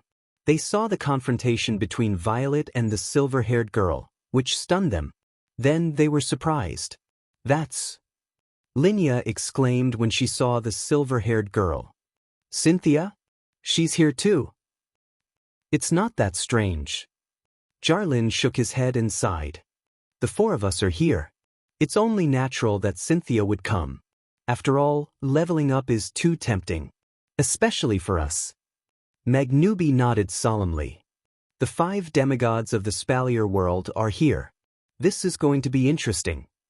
Jaren and Linya's expressions turned serious as well. They only hoped that they would be able to get what they wanted smoothly, and it would be best if there was no conflict. Otherwise, if the 5 demigods of the Spalier world start a war, things will get serious. After all, they don't just represent themselves. They also represent their respective empires. If something goes wrong, the empires under their protection will get involved. If that happens, the Spalier world will be in chaos. Mura, who isn't an empire guardian, didn't think much of it. He glanced at the young girl named Cynthia and then looked at Yukari, who was holding a parasol. That energy just now, was it hers? She. Jarlin, Linya, and Magnubi looked at each other and frowned. She's a demigod as well? It's no wonder the demigods reacted this way. They are the only 5 demigods in the Spalier world. The sudden appearance of a 6th demigod would shock anyone. However, they quickly recalled something and came to a realization. She must be the demigod who defeated the Beast King. Yes, I've also heard that a newly born Beast King was defeated by a newly ascended demigod. What's her name? I remember. If I remember correctly, her name is Yukari Yakumo. The 4 demigod powerhouses began to discuss as if there was no one else around. Although the demigod was on the same level as them, a newly ascended demigod was not enough to warrant their caution. Unfortunately, they didn't know that Yukari isn't a new demigod. In terms of level, Yukari is only average among them. However, in terms of strength, Yukari, who possesses the power of a higher realm, isn't someone they can casually discuss. Chapter 10:18. Perhaps because Garen, Linya, Mula and Maganubi didn't lower their voices at all, the content of their conversation naturally fell into the ears of the 2 people who were standing opposite to each other on the ground. Cynthia? Yakumo Yukari? The 2 girls muttered at the same time. Their gazes grew more and more interested. Yukari didn't expect such a young girl who looked like she was in her 20s or even in her teens to be a demigod. Silveria wasn't a fantasy world where monsters, vampires, undead, celestial beings were everywhere. Existences that lived as long as the heavens could be found on the streets. Humans were the dominant life forms in this world, but their lives were also weak and pitiful. Yukari didn't think the girl was anything other than a human. However, could a normal human reach the demigod level in their 20s? The answer was no. Now, such a person appeared in front of Yukari.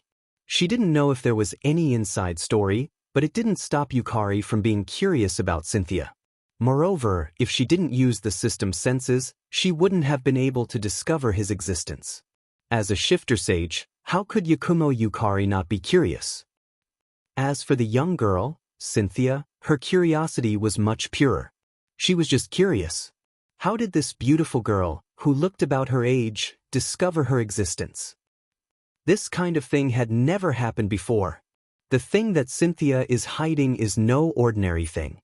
The 2 beautiful and noble girls had forgotten about the other 4 demigods. They looked at each other in silence, not bothering to hide the curiosity in their eyes. Until a certain moment, Cynthia, who obviously lost in terms of patience, took the initiative to speak. I'm Cynthia. Yukari smiled and nodded. Yakumo Yukari. What a strange name. Cynthia pursed her lips. She didn't mince her words. Can you tell me how you discovered my existence? Yukari's lips curled into a sly smile. Can you tell me how you managed to hide your existence? Me. Cynthia blinked. I relied on external objects to hide my existence. Allah, what a coincidence. Purple smiled. I was only able to discover your existence by relying on external objects. You discovered my existence through external means? Cynthia tilted her head and asked curiously, what's that? Looking at the other party's curious expression. The purple side turned sideways. Then what are you relying on to hide your existence? Cynthia rolled her eyes at Yukari. I'm the one asking you a question. Or are you asking me a question? Too cunning. Hearing this, Z only smiled and didn't say anything else. At first, Z was still doubtful. The girl named Cynthia in front of him should be an old monster who had lived for God knows how many years. The reason why she looked so young was because she had used some items to retain her youthful appearance. Her appearance shouldn't match her real age. But now, Yukari has refuted this conjecture.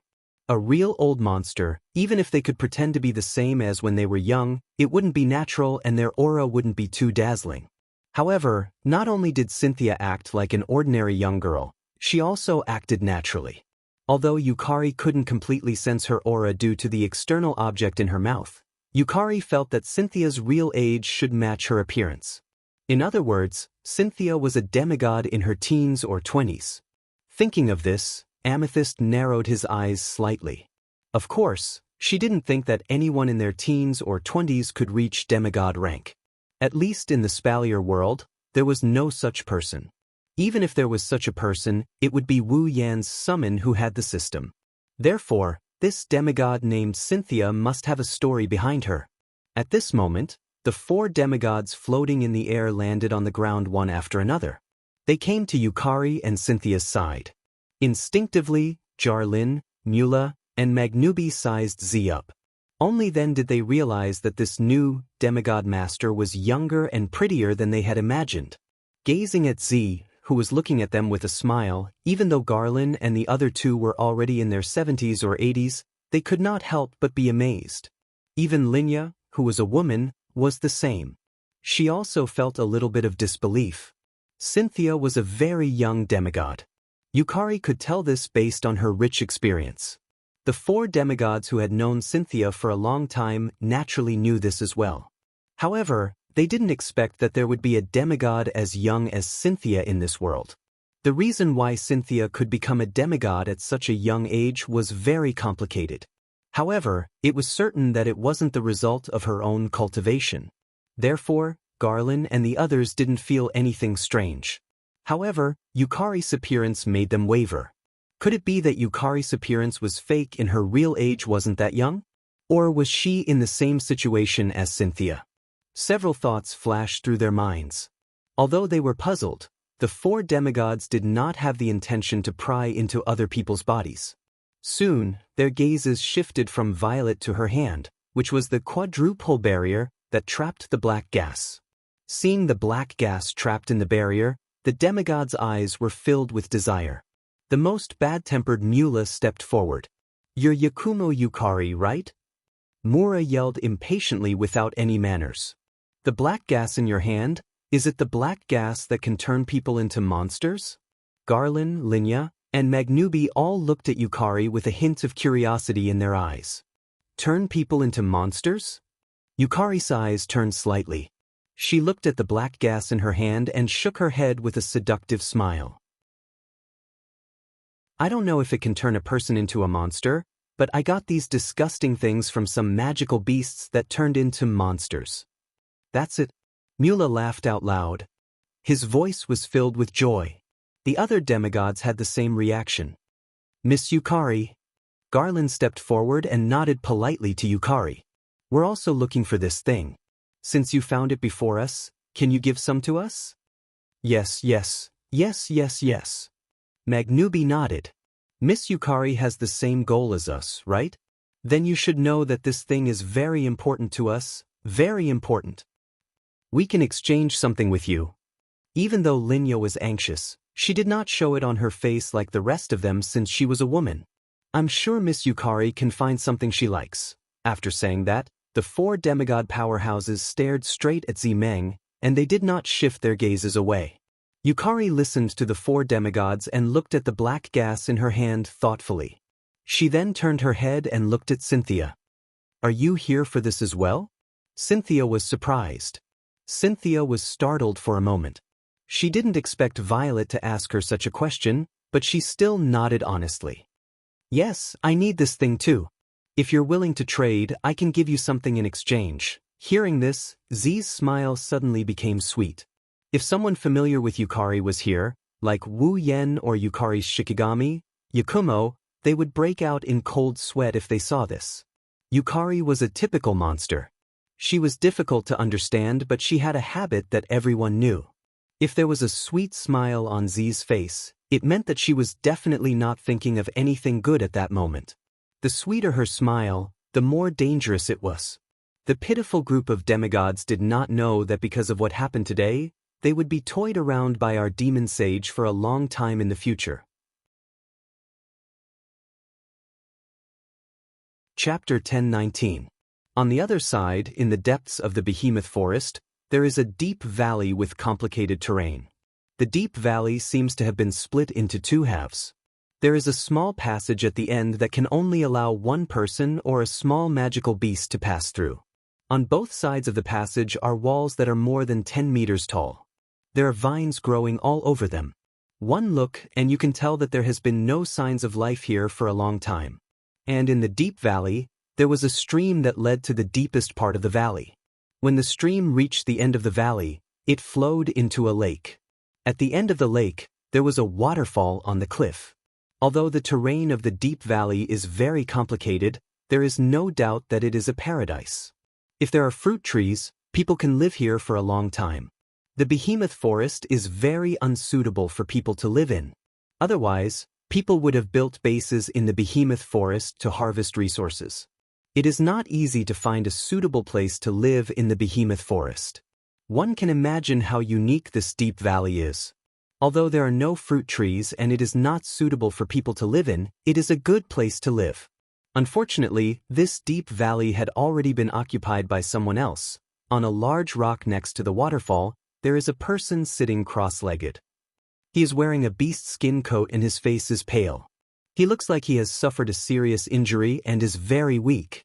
The right side of his body was completely deformed.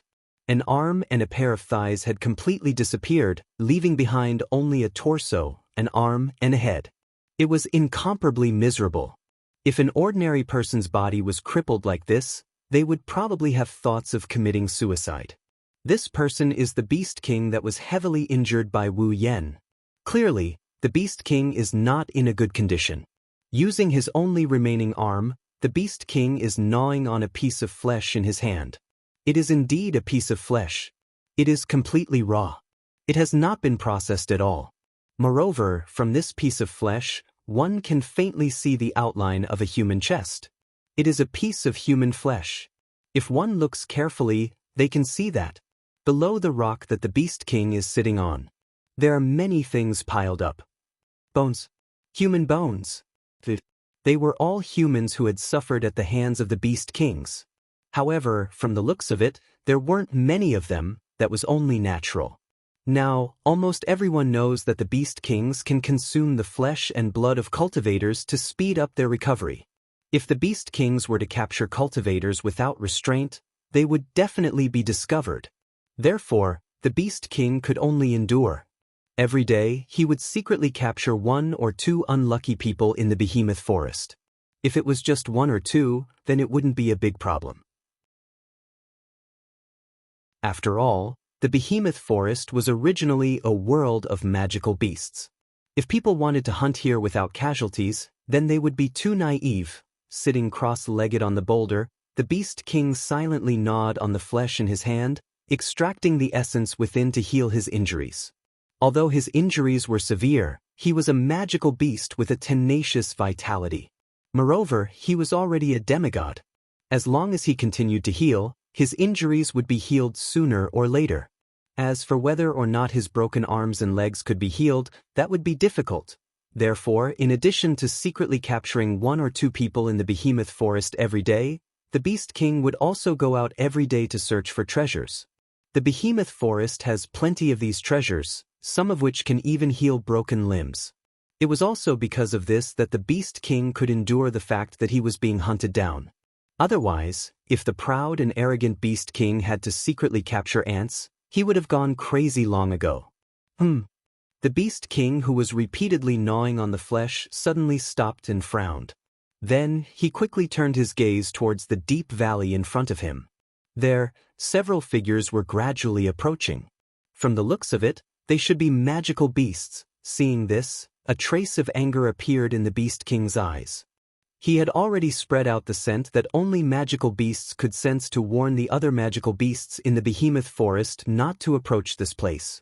But now, it seems that some magical beasts ignored his scent and barged in. How could the Beast King not be angry? He is the king of magical beasts. How dare some magical beasts ignore his scent? This is illogical. The Beast King felt that his dignity was being challenged. Magical beasts are not kind pets. The weak are prey to the strong. There are situations where they eat each other all the time. Even if the Beast King sees all the magical beasts as his subordinates, if they dare to offend him, even if they are his subordinates, he will cut off their heads. Just as the Beast King was about to kill the magical beasts that barged in, he just moved his hand when he noticed that there was something wrong with these magical beasts. Their bodies were covered in pitch-black scales. Their limbs were like ghost hands and tentacles. Their faces only have one large eye socket, but there are 7 eyeballs in it. Are these still magical beasts? The Beast King looked at these monstrous magical beasts in confusion. How come I didn't know about this breed? Is it a new breed?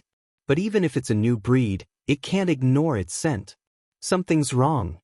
The Beast King narrowed his eyes and looked at the magical beasts that were wobbling closer.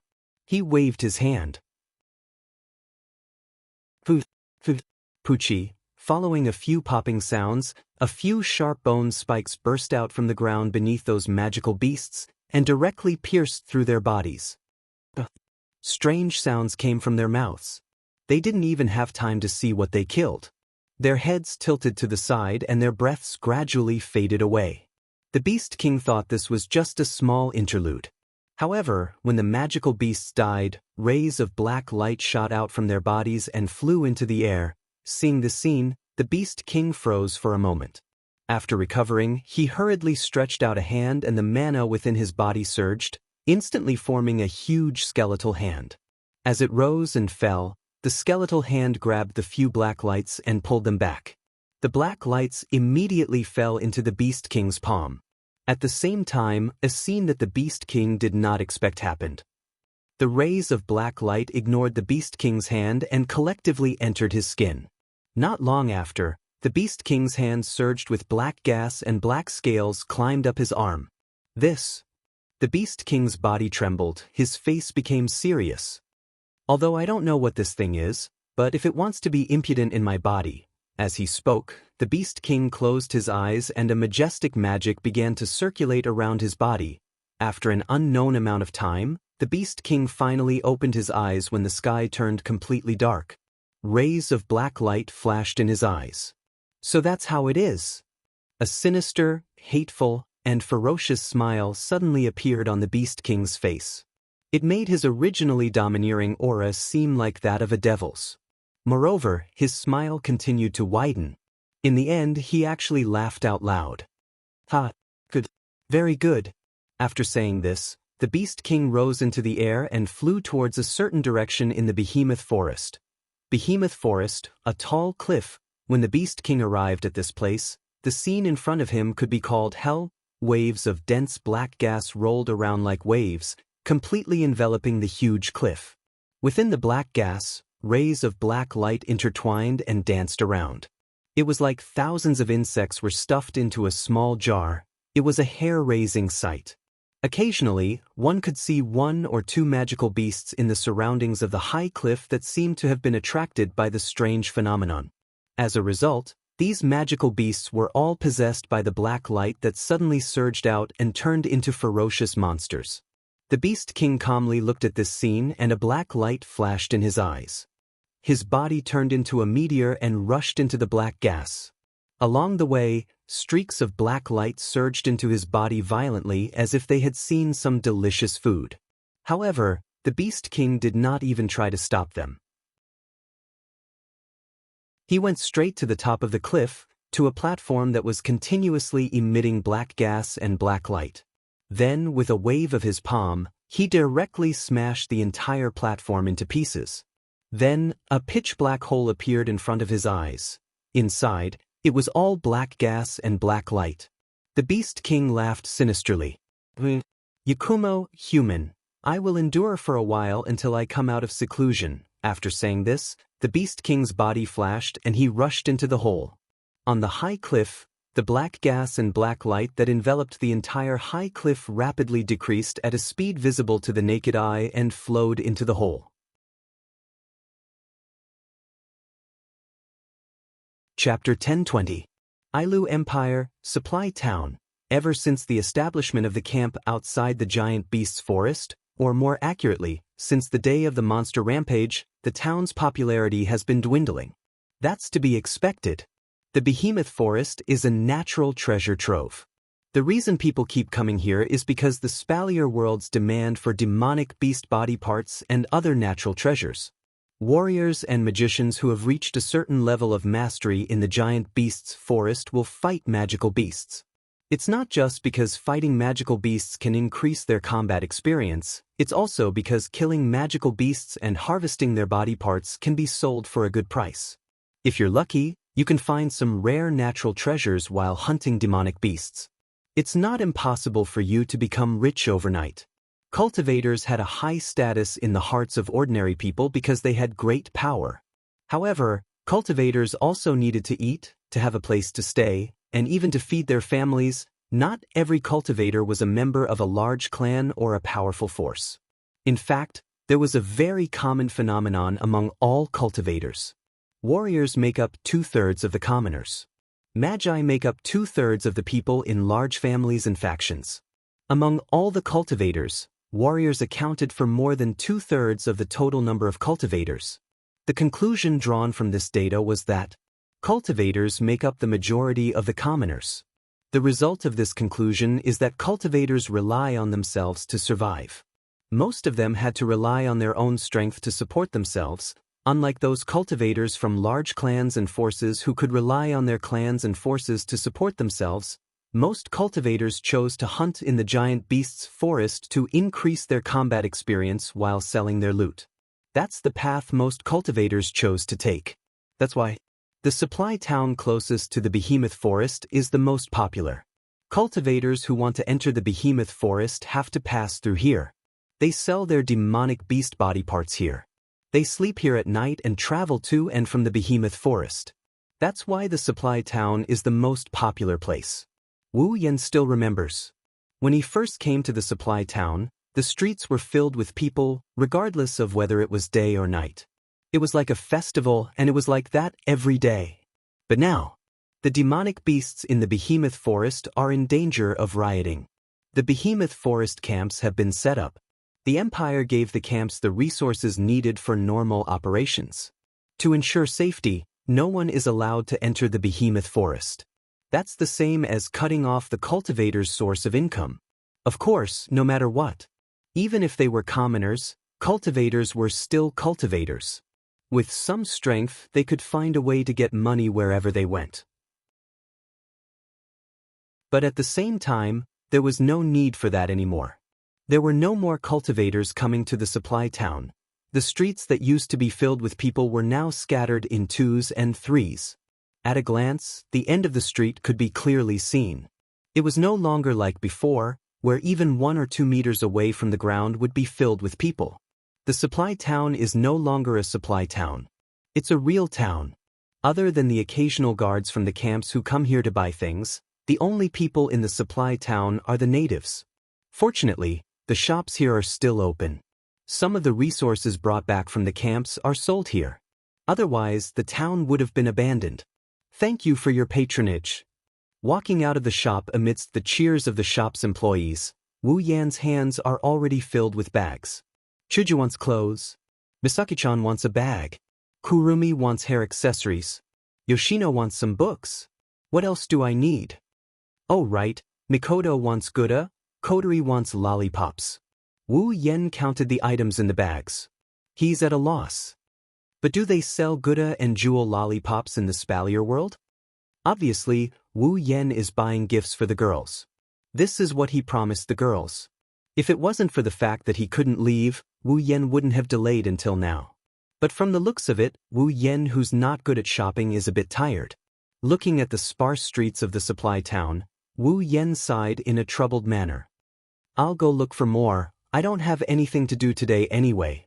After making up his mind, Wu Yan patted his cheeks to cheer himself up. He then walked down the street. Wu Yan scanned through the shops in an attempt to find Gouda and lollipops. They're considered rare items in the Spalier world, especially the former. It's not easy to find. That's the conclusion Wu Yan came to after 3 hours of shopping. After 3 hours of searching, Wu Yan suddenly had an idea. Would a normal shop sell Gouda and lollipops? Indeed, the reason why a trading company was called a trading company was because its scale had already developed to a certain extent. In such a trading company, how could one find things that belong to children like Gouda and lollipops? If he wants to find these 2 items, It's better to go to the stalls or small shops. I'm so stupid. Bitterly laughing, he knocked his head and sighed again. Along with the sigh, he lost quite a bit of his strength. Wu Yen, who was sighing in the middle of the street, didn't notice that a figure appeared in a corner not far from him. The figure was staring at him with resentment. Found you, Wu Yen, In the middle of the street, Wu Yen stopped sighing. He turned around to look at the corner of the street, but he didn't see anything there. Wu Yen scratched his face and frowned. Am I mistaken? At this moment, an ear-piercing sound broke through the air. Along with a little magic fluctuation, it suddenly rushed out from the other corner and headed straight for Wu Yen. Although the magic fluctuation wasn't very strong, it made Wu Yen, who thought it was an illusion, shiver. He quickly looked in that direction and a violent storm came into his sight. Wu Yen squinted his wine-red eyes. He didn't even try to dodge. Instead, he stomped on the ground. Suddenly, a magic flow that was several times stronger than the magic contained in the storm surged up violently. Wu Yen didn't use any special technique, he used the purest form of mana to meet the incoming storm head-on. Bang! It was as if a scorching airflow had collided with a gust of wind. The muffled sound reverberated in all directions along with the sound wave. The originally intact street was struck by the sound wave, and the ground within a 5-meter radius cracked open. The glass windows of the shops on both sides of the street were all shattered into pieces. A few of the unlucky ones who were closer to Wu Yen were stunned by the sound of the attack. Before they could react, the shockwave hit them and blew them away, leaving them moaning and groaning in pain. Luckily, the storm's target was Wu Yen and he managed to block it in time. The attack didn't directly affect the people around him. Only the wind and waves that collided with each other were affected. Although some people were blown away, it didn't do much damage. However, the people on the street were blown all over the place and screams of agony could be heard everywhere. From this, it can be seen that the storm's power wasn't that great. At most, it was 5th or 6th grade. Otherwise, Wu Yen wouldn't have blocked it with pure magic. Wu Yen also knew this, so he didn't pay attention to the people around him. Because of the sneak attack, he looked at the source of the storm. Soon after, he saw it. On the other side of the street, there was a young girl who wore a veil on her face. Her face couldn't be seen clearly, but she was around 17 or 18 years old. She had long, straight black hair that was like a waterfall. She was looking at him with eyes full of resentment. Chapter 10:21. Murder! Some cultivators are fighting. Run! The surrounding passers-by finally reacted to the sudden situation. One by one, they let out terrified screams. Some of them even turned pale. To these ordinary people, a battle between cultivators, even if it was a cultivator of the lowest level, was extremely destructive. If they were careless and got themselves involved with their ordinary bodies, they would be seriously injured for at least a few months. Because of the shockwaves from the battles between practitioners, some commoners would die. Even though this didn't happen every day in Silveria, it wasn't a rare occurrence. Therefore, if a fight between practitioners were to happen, it would be no different from a disaster for the commoners who were unlucky enough to encounter it. Therefore, amidst the waves of horrified screams, the surrounding pedestrians did not care about their destination and directly ran towards the end of the street on both sides. Especially the few people who were blown away just now, they looked as if they hated their parents for not giving them 2 more legs. They ran as fast as they could. Not long after, the people at the scene ran away without a trace. Only a few other cultivators remained, as well as the 2 people who had caused all of this to happen facing each other from a distance. His ears are still ringing with the terrified screams of the commoners around him. His eyebrows are clouded over as he looked at the veiled girl in front of him and coldly opened his mouth. Although I don't know why you attacked me. Can't you see that there are so many commoners around? Although ordinary people were no different from ants to cultivators, they were still cultivators after all. Other than a few extremely evil people, cultivators would usually take into consideration that there were no ordinary people around when they fought, so as to avoid being implicated. It's not that cultivators are kind-hearted. It's just that if they knew that there were commoners around, they would hurt the weak commoners. How is that different from bullying others? Most of the cultivators had this mentality. Therefore, they would usually check the location of the battle. After all, they don't want to hurt the weak commoners for their own sake. Of course, that is excluding the evil people. The veiled girl was slightly taken aback. His gaze, which was filled with resentment, immediately dropped. A look of guilt appeared on her face. However, it was quickly replaced by hatred. Then, a light and ethereal voice came from under the young girl's veil. It slowly spread out. Since I didn't hurt anyone, if I don't vent my anger today, I won't give up. Vent your anger? Wu Yen was taken aback. He frowned and looked at the girl. How did I offend you? The girl didn't answer Wu Yan's question. Instead, she asked another question. Are you Wu Yan? Yes, I am Wu Yan. That's right. Strands of mana flowed out from the girl's slender body. She didn't give Wu Yan a chance to ask any more questions as she yelled at him. See if I don't kill you. Listening to the girl throwing a tantrum like a child, he opened his mouth but he couldn't get angry no matter how hard he tried. Instead, he felt very conflicted. Wait, are you mistaken? I don't think I've ever offended a girl. Before he could finish his sentence, the girl's mouth under the veil started to move quickly. She released a sound that was as soft as a mosquito. At the same time, a storm that was even more ferocious than before rolled up from the girl's body. It was like a blooming lotus. It flashed with a green light and violently swept past like a tornado. Hey!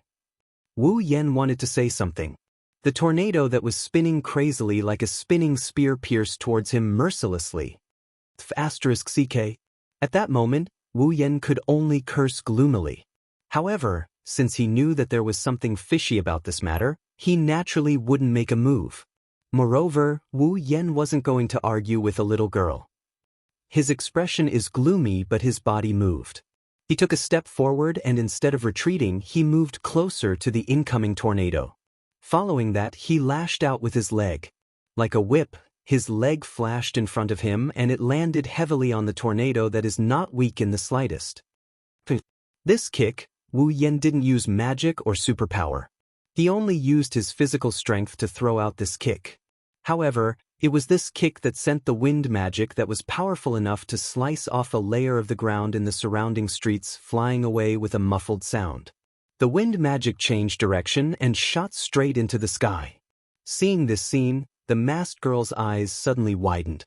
Faintly, from her transparent veil, one could see that her mouth had turned into an O shape. Her eyes were filled with disbelief. My magic was actually sent flying with a kick. Looking at the girl's look of disbelief, Wu Yan bitterly smiled and shook his head. He was certain that he didn't know this girl and this girl definitely didn't know him. If she did know him, even if she didn't know his strength, she should have heard of his deeds. She should know that he was once the strongest person in the Spalier World Academy and that he killed Marcus and Andrew who were both peak rank 8. It's impossible for someone who knows him not to know such a big event. Moreover, the information from the system is also very unfamiliar. Rena? Phelps, level 55. Rena? Phelps? I don't know her. What did I do to offend this girl? Phelps. Phelps. This surname, is she a member of the Phelps Empire's royal family? Wu Yan couldn't figure it out no matter how hard he racked his brain. He could only bitterly smile. But this bitter smile in Rena's ears sounded like mockery. Thus, Rena became angry. What's there to be proud of? This princess hasn't used her true strength yet. Without thinking, Rena yelled angrily. But due to her anger, she also leaked some useful information. This princess? Wu Yan raised an eyebrow. You're a member of the Phelps Empire's royal family? How did you know? Rena exclaimed out of reflex. Even though she regretted it, it confirmed Wu Yan's guess. All right, princess of the Phelps Empire. Wu Yan rubbed his brows as if he had a headache. Let's not talk about why you're in the Ailu Empire's territory and in a supply town. You should at least tell me how I offended you. What do you mean you're an elder? This princess is only 17 years old. Rina yelled, and the sound of gnashing her teeth came from under the veil. If you want to know, let this princess teach you a lesson first. Are you stupid or am I stupid? Wu Yan rolled his eyes at Rina. Do you think that's possible? Even if it's impossible, it has to be possible. Rina declared like an unreasonable princess. In short, if I don't teach you a lesson, this princess will be angry. With that, Rina waved her slender hand and a dazzling small green staff appeared in her hand. Moreover, magic power surged within it. Rina had actually used her armament. Are you for real? Wu Yan's jaw dropped, he almost couldn't speak properly. Rina snorted and ignored Wu Yan. She channeled her mana into the magic staff and the crystal at the tip lit up. Wu Yan saw that Rina was about to open her mouth to chant another spell. He quickly hid his shocked expression and clenched his teeth. Since he couldn't explain himself, he would have to take her down first. At the same time, Wu Yan didn't delay any longer. He channeled a trace of mana and activated a spatial teleportation spell. He disappeared from the spot. Rina only saw a blur in front of her eyes, and the detestable guy in her heart disappeared. Before she could react, the hand holding the staff suddenly felt weightless. Even his armament had disappeared. Rina's face was full of shock. At this time, a pitch-black halo suddenly fell from the sky and wrapped around her body. Then it suddenly contracted and trapped Rina, who was still in shock. What is this? Rina cried out in surprise. Only now did she realize that Wu Yan was standing beside her and pressing his hand on the pitch-black halo. You did this. Rina struggled with all her might. Let go of this princess. Wu Yan snorted, the corner of his mouth slowly raised into a smile that made Rina tremble in fear. Before that, I think we need to talk.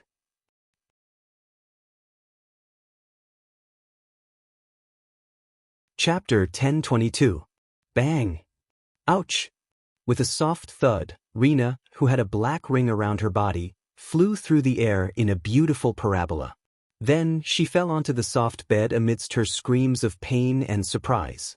Although the bed was soft and didn't hurt Rina, she was still thrown on it. No matter how soft the bed was, it couldn't prevent the vibration. Rina wasn't injured, but she was still dizzy from the vibration. But that wasn't important. What was important was where she was now. In a hotel room. Moreover, she was sharing a room with a man she hated to the core. Sitting up from the bed, Rina retreated to a corner at an unimaginable speed. Her delicate body curled into a ball, and she screamed with a restrained voice. You! Why did you bring me here? What do you want to do? Wu Yan closed the door indifferently. But it was this sound that made Rina's body tremble exaggeratedly. Her big watery eyes almost popped out of their sockets. Rina retreated to the corner of the bed and looked at him like he was a beast. Wu Yan's mouth twitched. He took a deep breath and walked over. Stop right there! Rina shouted when she saw Wu Yan approaching. I'm warning you. If you dare to touch me, I'll ask my father to cut you into pieces. Hearing that, Wu Yan couldn't stand it anymore. You call yourself a princess, but your head is full of evil thoughts. Do you think a man will touch you? Hearing Wu Yan's words, Rina was a little angry. But she was relieved and tilted her head in confusion. Then why did you bring me to such a dirty place? What a filthy place. Wu Yan resisted the urge to roll his eyes as he casually sat on the edge of the bed. Didn't I tell you? Let's talk. Talk? Rina was stunned. She snorted and turned her head away. I have nothing to talk about with you. Is that so? Wu Yan smirked and rubbed his chin. He started looking at Rina's body. Rina has a good figure. Her body is slender but her curves are smooth. Her exposed thighs shone with a white sheen. Her breasts are also well endowed. Karos, Astria, and the other girls with great figures are better than her. She's much better than Kurumi and almost as good as Shokuho Misaki. She has a pair of big round eyes and long black hair. Wu Yan didn't take off Rina's veil, but he's sure she's a beauty. Also, she said she's only 17 years old, right? Rina's body at 17 years old, she's practically the second Lulu. Wu Yen couldn't help showing a look of admiration as he sized her up. Lana caught it by accident. Rena's face. Don't look at this princess with those dirty eyes of yours. Wu Yen raised his head and looked at Rena. He blinked and smiled. You can't take it? There's still a good show coming. What do you want to do? At this moment, even Rena couldn't help but feel afraid. You better not mess around. Otherwise, you will definitely die a very, very miserable death. Imperial Father will definitely not let you off, Father. Wu Yen rolled his eyes. Since you're calling him Father, you must be the daughter of Fea Empire's Emperor, right? Why, that's right. Rena's courage increased when Ailu Empire's Emperor was mentioned. I am the biological daughter of Fea Empire's Emperor. Moreover, I am his only biological daughter. Imperial Father loves this princess the most, so you better let this princess go. Otherwise, Imperial Brother will definitely tear you apart before Imperial Father does anything. He also loves this princess the most. Brother? Wu Yen ignored Rena's weak threat. Who's your brother? My brother is the Prince of Fea Empire, Kaya Fea. Fea. Kakaya. Wu Yen looked at Lana, who was looking at him with a smug expression. You're Kaya's sister? Can't I? Perhaps it was because Reina had revealed her background, but she returned to her unruly state. Wu Yen didn't have the time to care. He frowned and asked after some hesitation. Then, are you looking for trouble because I defeated your brother in Spalier World Academy? Who cares if he dies?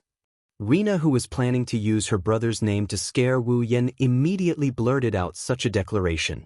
She was stunned for a moment before exclaiming. You said you defeated my brother. You don't know. Wu Yan's expression turned into one of amusement.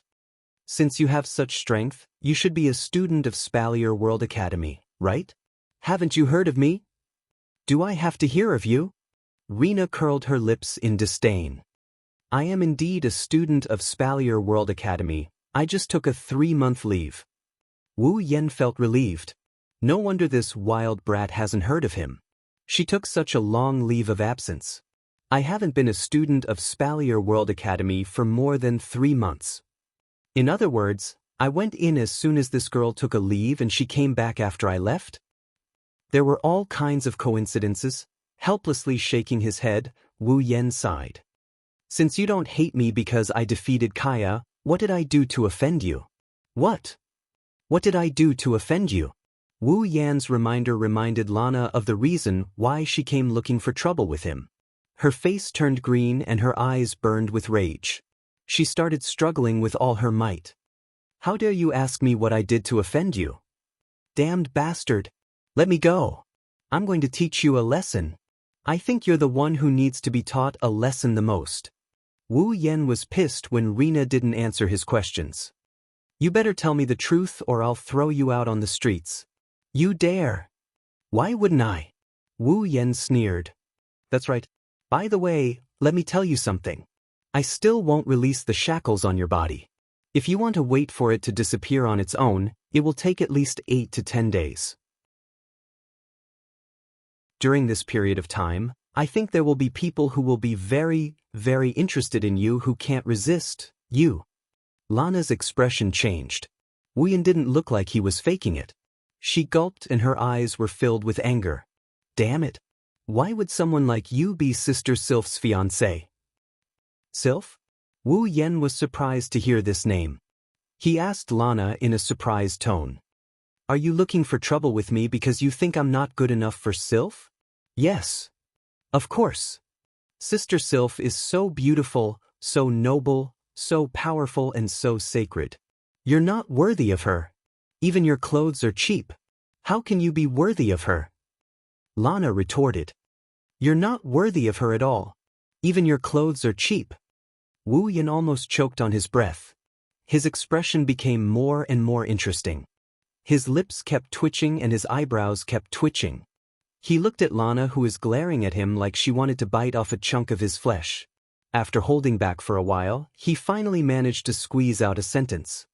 You don't know me, so why do you think I'm not good enough for Sylph? Are you stupid? Are you an idiot?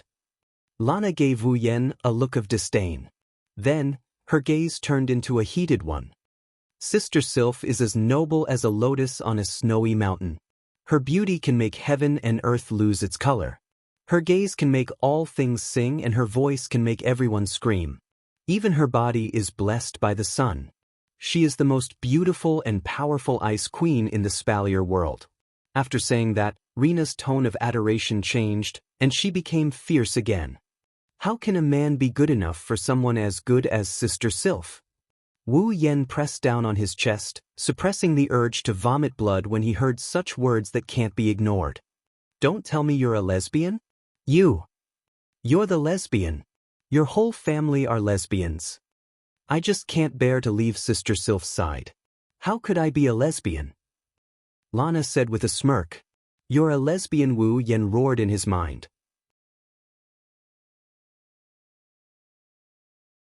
Chapter 1023. As noon approached, there were more and more people in the supply town.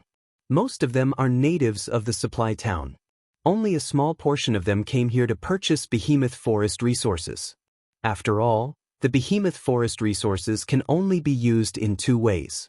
One is to transport them to King City, the other is to store them in the supply town and let the resources flow to the entire Ailu Empire. That's why the supply town didn't become a place for people to live in. Without the giant beast forest resources, a lot of businesses would close down and the town wouldn't be worthy of the word supply anymore. However, as the flow of people increased, the pedestrians on one of the streets of the supply town all moved to the sides, leaving a large space in the middle of the street. It was as if some royal family was passing by. However, the people's shocked and curious gazes were telling others that the visitor wasn't someone worthy of respect. Let go of me. Let go of me. Rena shouted at Wu Yan, who was walking in front of her as if she was about to cry. Her face was red as if a flower thief was about to make a move on her. Only her angry eyes were silently accusing and proving something. Sensing the curious, shocked, and confused gazes from the crowd around her, as well as the way they looked at each other and whispered to each other, Rena felt that she had really embarrassed herself. She wanted to find a hole to hide in. Of course Rena felt embarrassed. Because at this moment, the pitch-black halo around Rena's body still hasn't disappeared. No, not only did it not disappear, there is also a rope tied to the front part of the black halo and the other end of the rope is in Wu Yan's hand. In other words, Rena, the princess of the Fea Empire, was a noble. She is being dragged around by someone like a dog. How could Rena not feel humiliated? Fortunately, Rena still has some self-awareness. She didn't shout out, "This princess," in front of everyone. Otherwise, the commotion she caused at that time wouldn't be as dramatic as it was now. Instead, it would be a real big commotion. Furthermore, Rena couldn't shout those words either. In other people's eyes, at most, she was a young girl who was tied up with a rope. However, if she called out, "This princess," then she would become a princess who was tied up with a rope. If that really happened, where would she put her face? Even if the people around her didn't know her identity, she still felt embarrassed. She twisted her body desperately, trying to break free from the strange halo that could imprison her mana. However, she had been struggling for an entire hour since she left the hotel, and the halo didn't loosen at all. She wanted to cry, but no tears came out. "Let go of me!" Rena screamed frantically. "Aren't you afraid I will take revenge? You already did your best to get back at me." Wu Yan didn't even turn his head as he sneered. "If I let you go, what are you going to do? Do you even need to ask? Of course I'm going to teach you a lesson. I'm going to show Sister Sylph that you're a piece of trash who can't even beat a 17-year-old girl. I'm going to cut all ties with you and cut all ties with you." Wu Yan turned around with a surprised look on his face. "I thought you were going to say, 'Of course I'm going to kill you to save Sister Sylph.' That's what I'm going to say." Rena paused for a moment before a look of realization dawned on her face. "All right, I didn't know there was such a way." Wu Yan's mouth twitched, he rolled his eyes at Rena. "I'm sure you're not only a lesbian, you're a completely unqualified lesbian. You're the lesbian. What makes you think I'm unqualified? Rena raised an eyebrow. Her contradictory words made the people around her laugh. Of course you're unqualified. Wu Yen recalled something and his expression turned sour. A real lesbian should call the person she's a lesbian to be her lady big sister. Every day, she'll look for an opportunity to rub against her lady big sister's modest chest. She'll think about pushing her lady big sister down all the time and look for an opportunity to drug her. She can even accept being whipped by her lady big sister. When she meets someone who intends to touch her lady big sister, she'll say things like, "I'll stuff you underground," or, as her lady big sister's personal bodyguard, "My mission is to defeat all the apes who intend to touch her lady big sister." Wu Yen spouted a string of strange words into Rena's ears. She was stunned. She even thought she was unqualified. That seems to make sense. Rena nodded thoughtfully. Not long after, she raised her head abruptly and said excitedly, "All right, Rena will call Big Sister Sylph Big Sister from now on." Wu Yen, who was walking in front, almost tripped and fell to the ground. He wiped the cold sweat off his forehead and felt a little guilty. Could it be that he had raised a pure lily into a pure pervert? What a sin! Wu Yen shook his head and drew a cross in front of his chest. He muttered as if he was atoning for his sins. "Sylph, don't blame me. I was just complaining. I hope you can live your life as usual." Rena saw Wu Yen muttering and shouted in dissatisfaction. "Hey, what are you muttering over there for?" "Nothing." Wu Yen rolled his eyes and noticed the veil on Rena's face. He narrowed his eyes and asked, "Oh right, why are you wearing a veil? Are you ashamed of your appearance?" "You're the one who's ashamed of your appearance." Rena jumped up like a cat whose tail was stepped on. "I don't know how beautiful I am. How can a cheap thing like you know how to appreciate my beauty?" "Cheap thing?" The veins on Wu Yan's forehead bulged. "If you're not ashamed of your appearance, then why are you wearing a veil? Do you think I'm willing to do that?" Lana's tone became indignant. "I was fine when I first came to Ailu. Who knows if the men in this empire ate the wrong medicine? Every time they see me, they stick to me like flies. It's disgusting. If it wasn't for the fact that I have no other choice, I wouldn't want to be a masked person." "Interesting." Wu Yen raised an eyebrow. "Even flies stick to you. Looks like you're pretty good looking." "Of course." Rena's eyebrows danced. "I'm a princess after all. How can I not be pretty? You really do shine with a little sunshine." Wu Yen shook his head with a chuckle.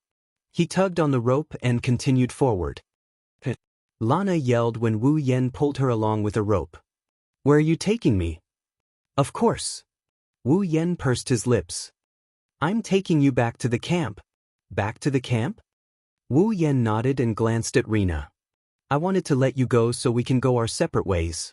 But if I do that, you'll come after me again, won't you?" "Of course. If I don't ask you to annul your betrothal with Sister Sylph, I won't let you get away with it," Lana said haughtily. "That's right." Wu Yen sighed. "That's why I can't just let you go, but I can't just leave you here either. I can only bring you back to the camp and hand you over to the people in charge.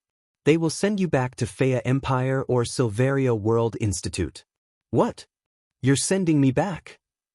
Rena screamed and started struggling again. But, I don't want to go back. Why are you so resistant?" Wu Yen quickly pulled on the rope to prevent it from slipping away. "Did you sneak out?" "That's not true." Rena shouted stubbornly as she struggled.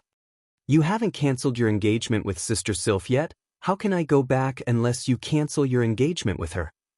I think you should just give up." Wu Yen pursed his lips. "Even though I was confused about the engagement, Sylph herself hasn't canceled her engagement yet. Why are you making such a fuss about it?" "Impossible. Sister Sylph wouldn't be interested in a cheap piece of trash like you." Rena screamed and struggled. "Let go of me." Ignoring Lana's antics, Wu Yen pulled Lana along and they headed towards the giant beast forest camp.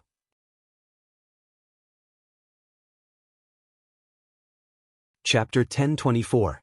Behemoth Forest Encampment. "So this is Ailu Empire's Behemoth Forest Encampment?" Standing outside the camp, Rena's curiosity was immediately replaced by boredom as she looked at the camp that was filled with tents, weapons, and guards who were patrolling back and forth. Apart from that, there was nothing special about the camp. It's so shabby. Wu Yen rolled his eyes as he glared at Lana with an exasperated look. This is an encampment, not a castle. Do you think there are golden walls and war chariots? There should at least be a fence. Rena said in a matter-of-fact tone. If the demonic beasts go berserk and rush into the encampment, we'll be in trouble. You think a fence can stop a bunch of rampaging demonic beasts? Wu Yen pursed his lips. Lana wasn't convinced by his words. It's better than having nothing and exposing the encampment to the outside world, right? Wu Yen turned around when he heard Lana. He stared at Lana so intensely that if she wasn't restrained by the black ring, she would have covered her chest with her hands. You. Why are you looking at me like that? You can't take it anymore? Yeah. I can't take it anymore. Wu Yan's mouth twitched. I really can't take it anymore. What do you mean? Little princess, even if you haven't been to Faya Empire's encampment, even if you don't know what the encampment looks like, you don't have to be so shallow. Rena's eyes were filled with anger. Wu Yen pointed at the encampment in front of them. Take a closer look. Do you really think there's nothing here? Lana wrinkled her nose. She subconsciously looked at the campsite again under Wu Yan's guidance. Her expression turned serious. She finally noticed that something is wrong. The encampment looked like it only had tents and guards. However, not far from the encampment, there was a fluorescent light. It was blinking. That is, when Rena saw the fluorescent light clearly, she was stunned. Then she was astonished. A barrier? Good, it's not a waste of your 6th-tier power. Wu Yen sighed. Fences, walls, war chariots, how can they compare to a barrier? I see. Lana nodded in realization. She paused and she looked at Wu Yen with a suspicious look. How do you know I'm 6th tier? Wu Yen smiled bitterly at Rena's question. Do you think everyone is like you, rushing forward blindly without understanding the strength of the other party? What? You make it sound like it's something amazing. Rena yelled unhappily. Then why don't you tell me how powerful you are? What's your tier?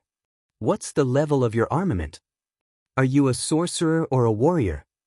Wu Yen rubbed his head as if he has a headache. Heavens, it's fine if you don't even know if I'm a mage or a warrior, but you still want to cause trouble for me? I have to hand it to you. Rena rolled her eyes and giggled. If that's the case, why don't you let me go? Wu Yen looked at Lana like she's an idiot. She was infuriated by the way Wu Yen looked at her. I'm warning you. Don't look at me like that again. Otherwise, I'll get angry. When this princess is angry, even she is afraid of herself. It's scary. Looking at the angry yelling at him, he thought, what? Rena was glaring at him fiercely with her big round eyes, baring her teeth like a spoiled kitten. Wu Yen couldn't help but laugh out loud. He nodded like he's serious about it. Indeed, it's scary. Ignoring Lana's flushed face, Wu Yen pulled the rope and brought this wild princess back to his tent. Lana's loud and coquettish scolding caused ripples in the air, attracting the attention of the surrounding guards. There is a rule in the camp that the guards are not allowed to bring outsiders into the camp. Violators will be punished severely. This is a rule that every guard has to abide by. When they saw someone bringing an outsider into the camp, the guards wanted to stop the intruder, but when they saw that it was Wu Yen, they exchanged glances with each other and they walked away while whistling like it was nothing out of the ordinary. If he dared to kill the person in charge of the camp, would the guards dare to cause trouble for him if he brought an outsider in? They would probably turn a blind eye to it. Even if the people in charge of the camp had a way to deal with Wu Yen, they wouldn't dare to offend a demon like him. It's better to pretend they didn't see anything. Under the watchful eyes of the guards, Wu Yen brought Rena to his tent. When Wu Yen was about to bring Rena to the public tent, Rena let out an ear-piercing scream. It almost shocked Wu Yen to the ground. What's wrong with you? Lana ignored Wu Yan's scolding. Her eyes bulged as she stared at the tents in front of her. To be more precise, she stared at the Misaka sisters who are busy with their chores.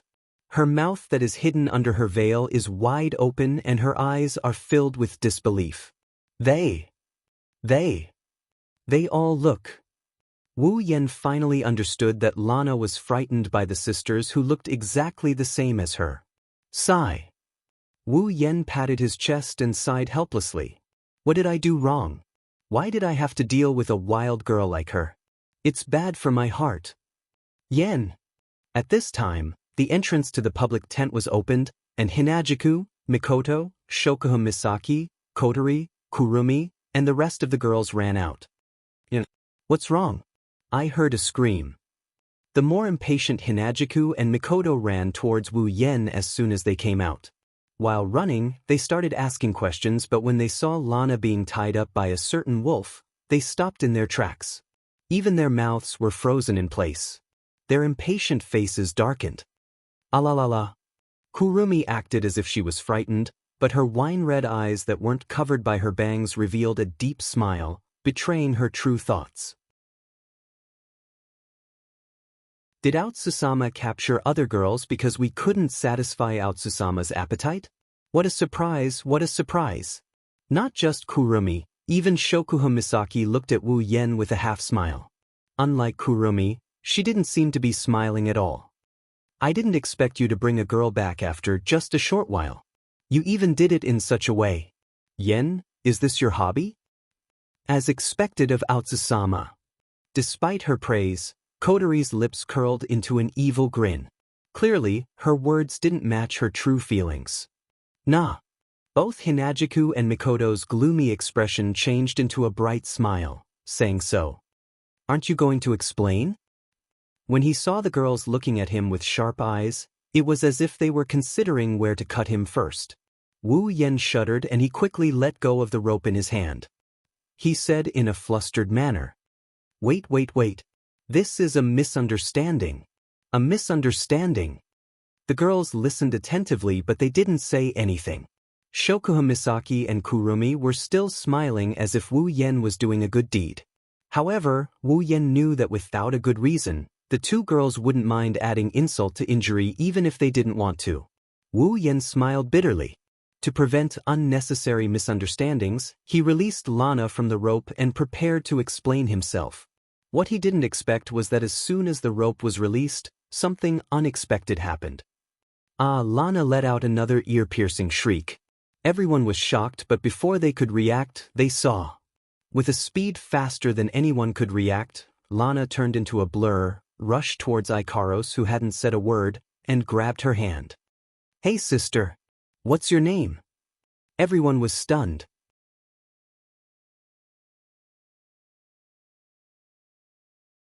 Chapter 1025. Wu Yen and the other girls fell silent when they saw Lana looking at Ikaros with her starry eyes. She clasped Ikaros' hand and acted like she's in a trance. Ikaros was also stunned. She couldn't figure out what was going on. Her pitiful face was filled with confusion. Her indigo eyes looked at Rina who was holding her hands, asking her silently, What's going on? What's going on? However, under the gaze of Ikaros' expressive indigo eyes, Lana moaned as if she was electrocuted. Even with a veil covering her face, everyone could see it clearly. Under the transparent scarf, there was a sparkling and translucent liquid that was slowly flowing down from Rina's mouth. It's saliva. Hey, big sister. Rina, who had completely lost her composure, giggled like an idiot. What's your name? Can you tell Reina? Ikaros stared blankly at Reina, but she still answered her question. Ikaros. Is your name Ikaros? Is that so? Reina's pretty face abruptly moved forward, her eyes shining brightly. She looked like that. Even Ikaros couldn't take it anymore. What a beautiful name. You're beautiful, so is your name. Lana stuck her head on Ikaros' body like a pig. Saliva dripped from the corner of her mouth, but Lana didn't notice. She kept rubbing her head against Ikaros' body, almost rubbing her face against Ikaros. What should I do? Rina already has big sister Sylph and now she has big sister Ikaros. Is Rena really a bad girl? Ugh. What should I do? That's what she said. Reina's face showed a blissful expression that couldn't be hidden even with the veil covering her face. In the next moment, a second stream of saliva flowed out from under the scarf. It's flowing out. Master. Reina passively accepted Reina's actions. Ikaros, who didn't know how to refuse, looked at Wu Yen for help. However, Wu Yen didn't have the time to care about Ikaros. He was petrified by the scene in front of him. He already knew Reina was a Yuri. He didn't expect her to be a true Yuri and not a pervert like Kuriko. Kuriko was only interested in Mikoto. She would only turn into a lesbian in front of Mikoto, but in front of other girls, her orientation was normal. But looking at Reina, it was obvious that she was different from Blackie. Not only was she cute to Sylph, but her interest was also effective for other girls. In other words, Reina is a true Yuri with an abnormal sexual orientation. Ikaros didn't know what to do as Lana rubbed her face against Ikaros. The other girls took a step back out of reflex, including Flandre-chan, Yoshino, Astria, and Toka. Mikoto's body was trembling as she stared at Lana with caution.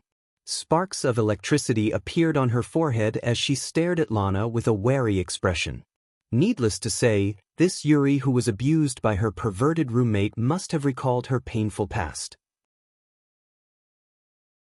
There's no doubt Mikoto wouldn't mind giving Rena a love whip if she dares to jump on top of Mikoto. Hey! Kotori glanced at Wu Yen with a sharp gaze. What's going on with that woman? Aha! Wu Yen chuckled dryly. He couldn't keep his cool.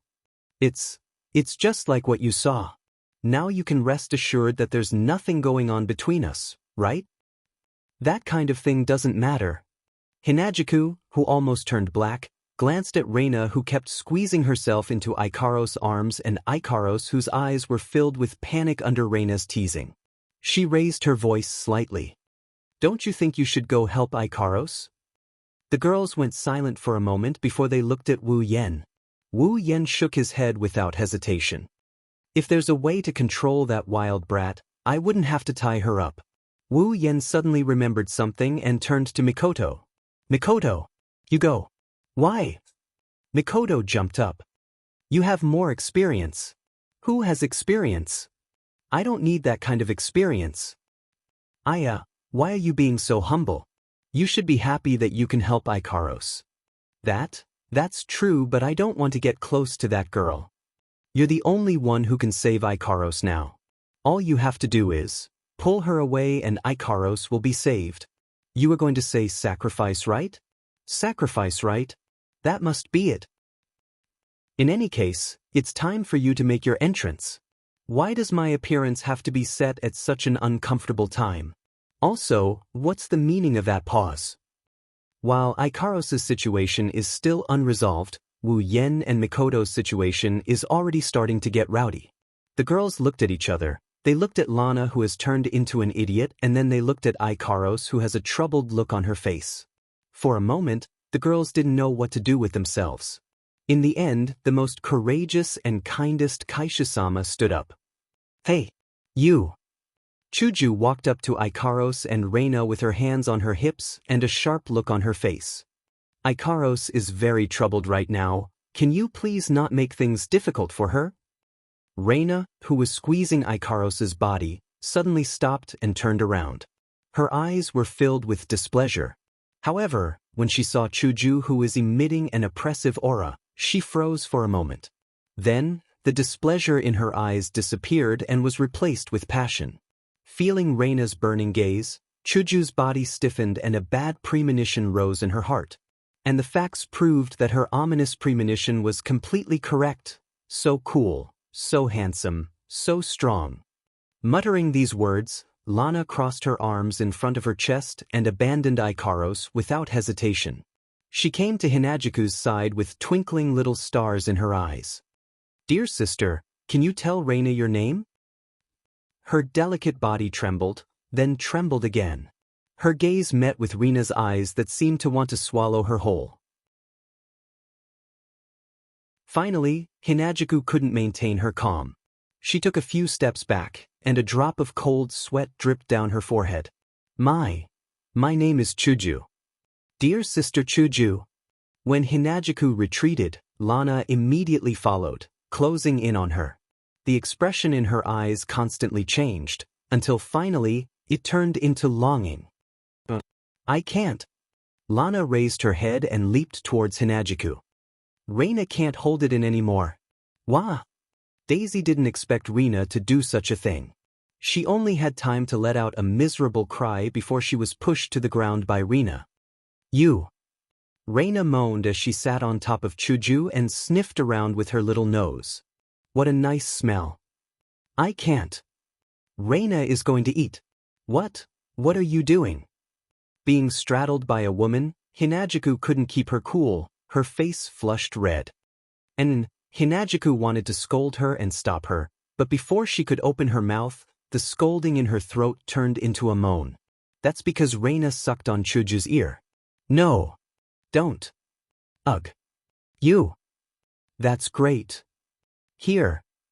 And here. Wait. What are you doing? You. That's. Don't touch. No. Following Hinajiku's uncontrollable moans and Reina's excited gasps, the surrounding space was suddenly enveloped in a pink and ambiguous atmosphere. Everyone present was shocked on the spot, including the Misaka sisters who were watching from the sidelines. Watching Hinajiku being toyed with by Reina, the girls couldn't help but gulp, cold sweat dripping down their backs. Among them, Mikoto's situation was the most serious, even her back was drenched in sweat. Thank God I didn't go up. The girls didn't say anything else. Instead, they glanced at each other and quietly retreated until they were at a safe distance away. Only then did they spread their feet out in unison. They ran away. Looking at the girls who ran away and the blooming lilies in front of him, Wu Yen was silent for a while. He found a place and sat down. How could he not enjoy such a beautiful scene?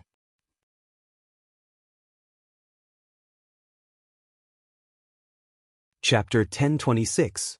The entire tent was filled with Rena's silly laughter. It was as if she was a lone lunatic who had escaped from a mental hospital. Her laughter gave people goosebumps that they couldn't help but feel uncontrollable. At this moment, Rena was lying on the table in the tent.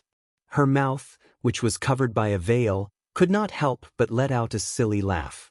Her laughter was full of joy, as if she was a child who had secretly eaten something good. Her eyes were blurred, and the blush on her pretty face was directly reflected on the transparent veil. Coupled with her creepy laughter, it was very suggestive. Hinajiku, on the other hand, was sitting in a corner with her head lowered. Her pink bangs covered her face, making it hard for others to see her expression. However, the gloomy aura that lingered around Hinajiku made it so that no one dared to approach her. Wu Yen and the girls looked at Chuju and then at Rina, who was once again trapped by the black ring.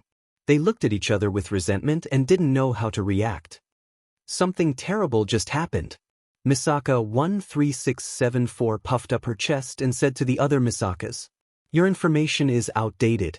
Misaka 17788 made a mocking declaration. "Misaka, I've already heard that a sister was pushed down." Misaka 12976 tried to extract as much information as possible. She shared it with the other Misakas. Why wasn't Misaka there? Misaka 10414 was very unwilling to give up. She asked the other Misakas to share the information with her.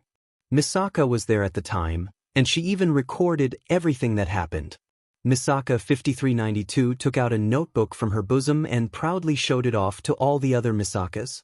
Misaka 5392 is very cunning. Misaka 9987 made a stern reprimand and thought of how to get the notebook from Misaka 5392. Misaka 7747 made a request to borrow the notebook from Misaka 5392. Misaka 17377 agreed. Misaka 9919 concurred. Misaka 10032 concurred. Outside the tent, the Misaka sisters' undisguised conversation was heard by everyone, causing everyone's expressions to turn awkward. In his heart, he couldn't wait to drag those Misaka sisters out and strip them naked, and at the same time, run a circle around their tents. Since Wu Yen and Ko can hear it, Hinajuku naturally can as well. Her delicate body shuddered violently, but she quickly returned to normal. However, she lowered her head even lower and the gloomy aura around her became even denser. Looking at Chuju like this, they all wanted to cry. The girls looked at each other and wanted to say something to comfort Hinajuku, but they were just deserters, and if they went up now, it would only trigger the gloomy atmosphere. Therefore, no one dared to talk to Chuju. Mikoto snuck up to Wu Yen and growled in a low voice. "We can't let this go on. You think of a way." "Now you want me to think of a way?" Wu Yen laughed coldly. Of course, he also lowered his voice. "Then why didn't you go and save Hinajuku? If you had, Hinajuku wouldn't have been violated like that." Xiaoyan. Shoko Misaki appeared on the other side of Wu Yen. She covered her mouth with her hand, her eyes were full of meaning. "I remember you were having a good time watching the show." Wu Yan's expression turned awkward, but he quickly regained his composure. "At least I didn't abandon Chuju. You all ran away one by one. Guys who only know how to find excuses are the worst." Shokuho Misaki scolded. "Besides, Chuju is your woman. Shouldn't you be consoling her?" "I want to." Wu Yen pursed his lips and continued. "I'm just worried that Hinajuku will take it out on me later. Don't tell me she can't do it. You guys know she can." Mikoto and Shokuho Misaki were speechless. Wu Yen, however, Kurumi spoke up. Era, Aotsusama. You were the one who brought that guy back. Shouldn't you take responsibility?" "Stop it." "Stop it?" Wu Yen waved his hand angrily. "I'm already regretting it." "Is that so?" Shokuho Misaki glanced at Wu Yen. She saw through his thoughts. "But why do I feel like you're really happy?" Wu Yen froze. After putting some distance between them, Mikoto berated him in a low voice. "You're so bad. Hey!" Wu Yen sweated. "Don't make it sound like it's all my fault, okay?" These words caused the girls to explode in unison. "This is your fault. I say." Hinajuku slowly raised her head and glanced at the crowd with an expressionless face. "Can you guys please lower your voices? I need some time to myself." In an instant, everyone's mouths shut up. Just as the atmosphere in the tent gradually turned deathly silent, a sweet and mature voice, with a hint of doubt, echoed throughout the entire tent. "It's really surprising to see such a strange scene as soon as we come back. Did we miss something?" Holding a parasol and wearing a pink and white dress, her beautiful fairy-like figure was imprinted in everyone's eyes, causing joy to appear in everyone's eyes. "Yukari, you're back." "Well, I'm back." Yukari tilted her head and smiled seductively. "But compared to that, can anyone explain to us what's going on? Who's that girl over there?" "That's..." Wu Yen and the other girls all revealed awkward expressions.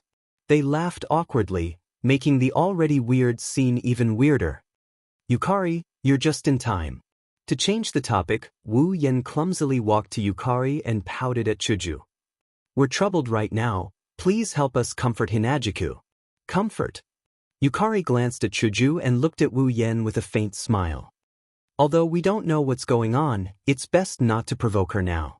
You'll die miserably, as expected of the Sage of the Fairies. Even if we don't know the reason, we can still see the situation."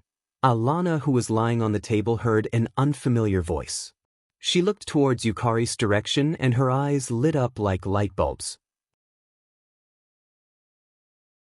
She screamed again without hesitation, causing Wu Yen and the girls to fall to the ground. Who is this wild girl trying to harm this time? While the group of people were roaring these words in their hearts, Reina actually jumped up from the table as if she was assisted by God. With a leap, she arrived in front of Purple.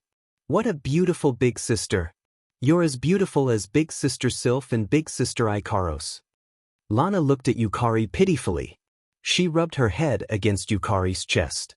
"Big sister, Lana likes you so much. Please marry Lana. Lana will be good to you." Wu Yen and Ko, who just got up from the ground, shivered and their legs gave out as they fell back down to the ground. Even Hinajiku, who was in the dark, shook her shoulders in an exaggerated manner. She recalled the scene where she got F***ed by a girl. Her face darkened and the dark aura around her became even denser. Just when everyone thought that Violet couldn't handle this, Lily, who would have thought that after being stunned for a moment, Violet would smile. Her smile was exceptionally sweet. "Ah la, I didn't expect little sister to like this too. You like this too?" Everyone was stunned. "You like this too?" Lana was stunned for a moment before she reacted with excitement. Could it be that big sister is also? Yukari raised her paper fan and placed it under Rina's chin in a very flirtatious manner. She slowly lifted the veil on her face. The next moment, a delicate and cute face with a hint of childishness appeared in front of everyone's eyes. "Oh? Not bad, you're almost as pretty as Lingmei." Yukari licked her lips and let go of the parasol. Yukari's face curved into a smile and her free hand reached into Lana's clothes. Ugh. The girls lying on the ground blushed. They didn't know if they should look or not. In the end, they just buried their faces in the ground and refused to get up. Wu Yen was the only one admiring the blooming lilies while praising them in his heart. "Our little sister Yukari is really the best."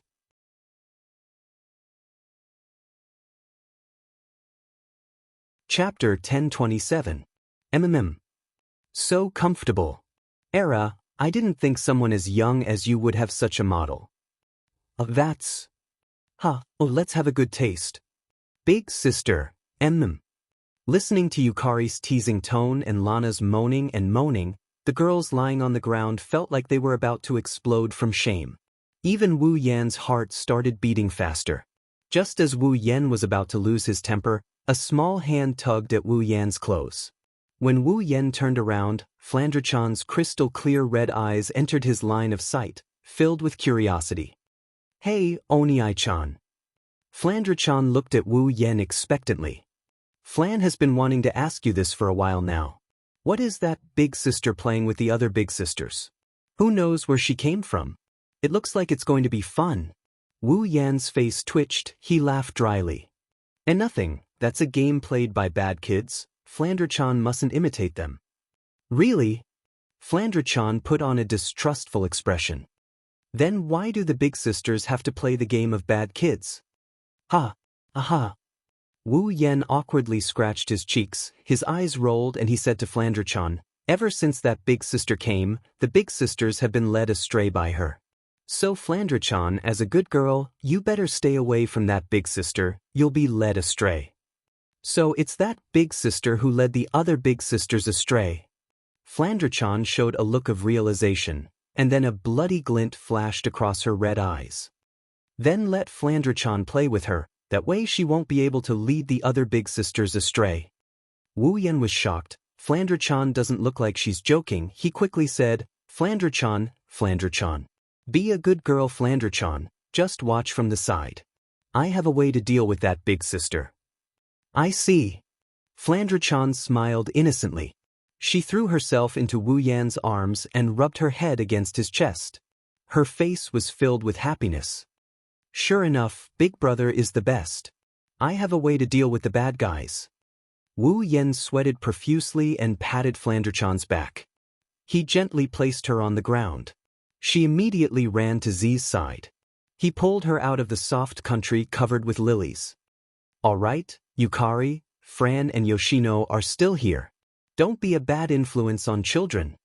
Violet pursed her lips, curled her lips, and turned her head away, releasing her hand from Rina's clothes. Rina immediately fell to the ground, panting, and her cheeks were already covered in a rose-like red. The girls lying on the ground heaved a sigh of relief and began to stand up.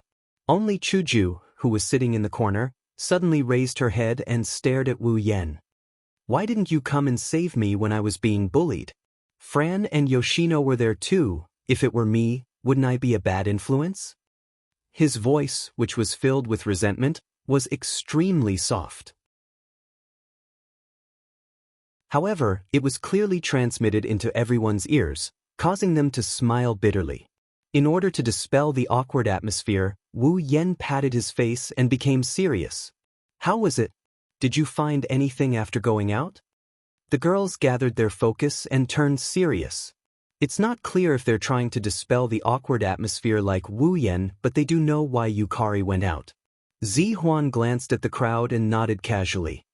Well, I did find something. She gently waved the paper fan in her hand, and a tiny gap opened up in the air in front of everyone. Under everyone's gaze, a transparent cube object emitting golden light flew out from the gap and landed in Yukari's hand. Everyone took a closer look. Only then did they realize that within this transparent cube object, there were black lights that were twisting and dancing around like worms. This is... Before the girls could react, Wu Yan's expression changed. She narrowed her eyes and nodded. It seems like you recognize this thing, Yan? The girls flinched and looked at Wu Yan in surprise. Only a few of them who reacted fast enough seemed to have recalled something as their expressions changed. This. Shoko Misaki and Kotori looked at each other before looking at Wu Yan. The last time you killed Marcus, the black light that flew out of his body and was tracked by you should be the same as this one, right? Wu Yan didn't answer, he silently agreed. He looked at the black lights and frowned. He raised his head and met Yukari's gaze. Yukari, is this the ominous aura you sensed in the behemoth forest? That's right. Purple put away the quadruple barrier in her hand, and a trace of seriousness appeared on her face. Originally, I sensed that there were many similar auras in that forest, but after I put them away, those auras all disappeared. They all... The girls looked at each other. Disappeared? Wu Yan frowned and looked at Yukari. Yukari, tell us what happened in the behemoth forest. Yukari pondered for a moment and told everyone about how she killed the ferocious-looking monsters in the stone forest and how she collected the black light from them. However, she didn't tell them about her encounter with the 5 demigods from Silveria. Wu Yan told Yukari how they got involved with Marcus, how he turned Marcus into a monster, how he killed him, and how he found out that the black light was the culprit. After both sides finished their explanations, the place fell into silence. Everyone looked like they were deep in thought, except for the 2 gluttons and the 2 lawless. I'm afraid that there are quite a few of these black lights in the giant beast's forest. Shoko Misaki said with a serious expression on her face. What are these black lights? Mikoto crossed her arms in front of her chest. I didn't see them in the behemoth forest, and I've never heard of them in the Spalier world. Why did they suddenly appear? Wu Yan didn't understand either. He looked at Yukari, who was smiling. Yukari, what do you think? I think it has something to do with that Marcus guy you mentioned earlier. Yukari spread out her paper fan and covered half of her face. Her eyes flashed with wisdom and she displayed an unusual charm. That moment of charm made Wu Yan and the other girls who were in the middle of a serious discussion look at her. Their hearts started to get restless. You're saying it has something to do with Marcus? Wu Yan narrowed his eyes. It has a lot to do with him. Yukari didn't jump to conclusions. He was the first one to turn into a monster and he was the first one to use the black lights. I don't think he has nothing to do with this. You're right.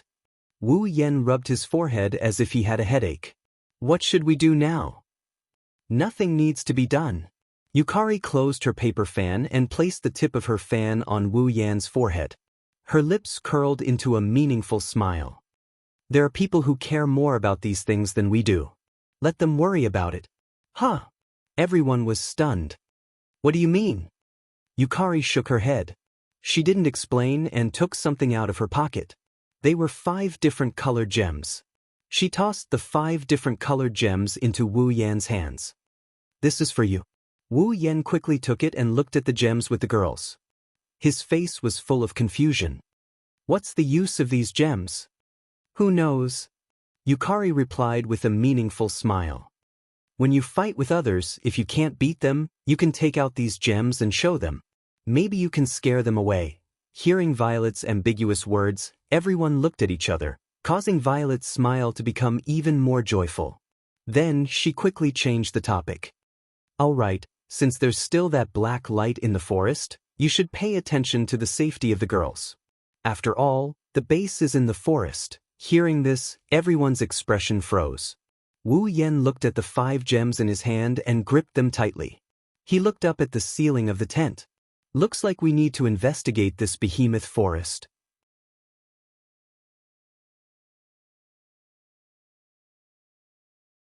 Chapter 1028. Behemoth Forest. In a small corner of the inner circle, there was a team of about 10 people wearing armor and holding weapons. They were fighting against a huge magical beast. To be more precise, this team was beating up the magical beast that they had surrounded in the middle. Currently, the only people who can enter the Behemoth Forest are members of the 3 empires. If others want to enter the Behemoth Forest, they will be blocked by the camp outside the Behemoth Forest. Unless they want to force their way in, or if they are special like Wu Yan's group, they are considered members of the 3 empires. This group of about 10 people is the elite team of the Ailu Empire's Behemoth Forest camp. There is only one reason why they are here. They are here to follow the camp's orders and hunt demonic beasts. But it seems like they are in big trouble. Ha! Amidst the shouts, the 6 warriors in the 10-man team circulated their warrior chi and performed their battle skills. They rushed to the front of the magical beast that was 2 to 3 times larger than them. Without any hesitation, they smashed their warrior chi and battle skills onto the huge magical beast. Oh, the demonic beast looks like a bear, but it has the head of a lion. The 3-legged magical beast let out a painful howl amidst a series of muffled sounds. Its incomparably scarlet beastly eyes seemed somewhat crazed under the influence of the pain. The 3 feet that were thicker than the head stomped on the ground, and with a loud bang, the ground cracked. At the same time, a swamp made of magic replaced the cracked ground. Quick, fall back. Seeing this scene, a warrior who seemed to be the leader of this team, who was much older than the others, gave the order. That beast is using magic. Warriors, fall back. Magicians, use this opportunity. Use magic. Obviously, this was not the first time this leader had faced such a situation. His orders were very reasonable. The other members of the team also trusted their leader very much. Therefore, the 6 soldiers who had intended to charge forward immediately retreated without hesitation. Of course, they want to retreat. But the demonic beast that is being beaten up doesn't agree. Oh, an angry howl echoed in the air, followed by a dense magical wave. The magical swamp on the ground seems to have come alive. At the same time, the magical wave and the magical wave reverberated in the air. The swamp suddenly wriggled. It floated up from the ground and spread out like a black fishing net, covering the retreating warriors one by one. Judging from the magical wave flowing through the swamp, if the 6 warriors are caught in the swamp, then the outcome will be death. The situation is very serious. However, there wasn't the slightest bit of panic on the leader's face. Seeing that the swamp net was about to cover the 6 warriors, he waved his hand forcefully. Release. As soon as he said that, a wave of mana behind the leader flickered wildly, turning into scarlet flames that formed an expanding ring of fire. Under the control of the 3 mages with magic staffs, the ring of fire shot into the swamp net like a cannonball, creating sonic booms. Boom! The black swamp net and the scarlet ring of fire collided. With the 2 as the center, a violent shockwave spread out in all directions. When the shockwave subsided, the black swamp net and the scarlet ring of fire disappeared at the same time. Now is the time. The leader let out a loud shout. Holding the knight's sword in his hand, his body turned into a blur as he flashed in front of the huge magic beast. All of the Do Chi in his body was mobilized by him and surged into the armament in his hand. Immediately after, he chopped down with all his might and chopped at the neck of the magic beast. Poochie! A crisp sound rang out from the intersection between the armaments and the demon's neck. Like a piece of paper being torn apart, red liquid sprayed out. The knight's sword wrapped in combat aura slashed through the neck of the demon. In less than a second, the neck that was thicker than a human's waist was instantly severed. The howling of the magical beast came to an abrupt end. It could no longer be heard. Only the head that was dyed red with blood was left. It fell to the ground with a dull thud in front of its owner's beastly eyes that were still wide open in death. When the head of the demonic beast fell to the ground, the body of the demonic beast slowly fell to the ground. A large amount of blood gushed out from the neck and dyed the ground red. It was a clear indication of the victory and defeat of this battle. We won. Ah, that big guy is finally dead. Boss is so mighty. As expected of the boss. That was a level 8 demonic beast. Just like that, the boss cut off its neck. Looks like when we get back to the camp, we will have something to show off. You guys, none of you are serious. Holding the head of the demonic beast, the leader walked back to the group and laughed. If it wasn't for your help, how could I have killed this beast? I am only at the peak of level 7. There is still a long way to go before I reach level 8. Boss, don't be so humble. Strength is one thing, intelligence is also very important. One of the members of the group said. That timing TSK, it was really accurate. If it was a bit slower or a bit faster, we would have to fight for a long time. That's right, that's right. Everyone in the team immediately agreed, praising the leader to the point that he felt a little smug. But that was indeed the case. If it weren't for the leader's precise timing, it would have been difficult for their team of 10 Tier 7 powerhouses to defeat a Tier 8 magical beast even if they ganged up on it. Moreover, it was just a Tier 8 magical beast that had just reached Tier 8. If that demonic beast's level was a bit higher, it would be a bit uncertain who would live and who would die. Of course, at that time, the leader would not hesitate to give the order to retreat, just as the entire group was immersed in the joy of killing a Class 8 magical beast. A few ferocious eyes suddenly appeared from the bushes at the side. Holding the head of the Class 8 magical beast in his hand, the leader of the group suddenly felt that something was wrong. He turned his head abruptly to look behind him. Roar! Almost at the same time, a demonic roar resounded. From the bushes, the owner of the ferocious eyes rushed out and pounced on the leader. Boss! Everyone in the group cried out in alarm, waking up the leader who was unable to react. Realizing that he might have become the hunting target of a certain magical beast, he forced himself to pull himself together. He raised the head of the magical beast in his hand and forcefully threw it towards the incoming magical beast, smashing it to the ground in the nick of time. Only now did everyone see the full appearance of the attacker. But when they saw it, they all sucked in a breath of cold air. Pitch-black scales, tentacle-like limbs, and a single eye socket with 7 eyes. That has completely exceeded the image of the attacker in everyone's imagination. What kind of monster is that? Many people reflexively took a step back. Roar! The monster-like demonic beast roared and stomped on the ground with its 4 limbs and attacked again. Be careful! Suppressing the fear in his heart, the leader shouted. But the ferocious appearance of the demonic beast made some of the more timid ones feel fear. One of them even had a fierce look on his face and stomped on the ground. He rushed in front of the monster-like demonic beast and used the weapon in his hand to chop it. Everyone turned pale with fright. Just as they were about to cry out in alarm, they did not expect that the magical beast monster would actually be chopped into 2 halves by the person who had frantically attacked out of fear. It bounced on the ground twice and did not move anymore. Seeing this scene, everyone was stunned. The person who attacked was also stunned. His face was still pale. Looking at the demonic beast that was chopped in half by him, he couldn't help but laugh out loud. What is this? So it's just a wax spear that looks like silver. Nice to look at but useless. Hearing his words, everyone in the group sighed in relief and laughed. Only the leader stared at the demonic beast on the ground. He had a bad feeling in his heart.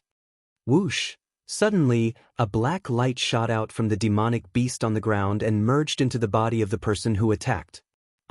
Following a painful roar, the expressions of the other people in the team were filled with horror. Because their familiar companion has turned into a nondescript demonic beast. Roar!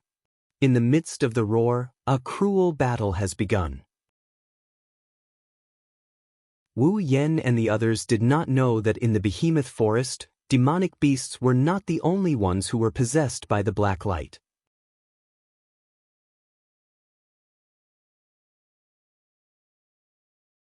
Chapter 1029. Behemoth Forest Outpost, Central Tent.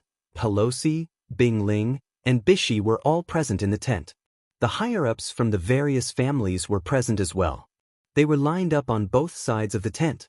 Pelosi, Bingling, and Bishi were standing in the middle of the tent. Their expressions changed as they looked at the corpses on the ground. For a moment, the atmosphere in the tent was abnormally heavy. Pelosi, Bingling, and Bishi looked at each other. They could see the seriousness in each other's eyes. Especially Bingling. His expression was gloomy. It was obvious that he was in a bad mood right now. Among everyone present, Pelosi was without a doubt the one with the highest status, strength, and seniority. Even though Bingling and Bishi were both in charge of the camp, they were still very young and lacked experience in certain areas. Compared to Pelosi, they were still considered juniors. Therefore, the two of them turned their attention to Pelosi. Seeing that no one made a sound, Pelosi was silent for a while, then glanced at the leader who was standing aside with a painful expression on his face. "Are you sure it was a black light that turned your men into monsters?" "Yes, I am sure." The leader looked at the corpses on the ground. His expression became sorrowful again. After killing the demonic beast, the black light ran out from the corpse of the demonic beast. It attached itself to one of my men. He didn't even have a chance to struggle before he turned into a monster. He attacked us and his strength increased greatly. He is at least at the 8th level. We had no choice but to fight him. His strength increased too much. He killed 3 of our men in an instant. The leader's face paled. He seemed to have recalled the situation back then. In order to prevent any more casualties in the team, we had no choice but to kill them. Even so, 5 people died in the team. Other than me, the other person also lost an arm. I was the only one who was lucky enough to be fine. Under the leader's narration, Yi Zichen nodded.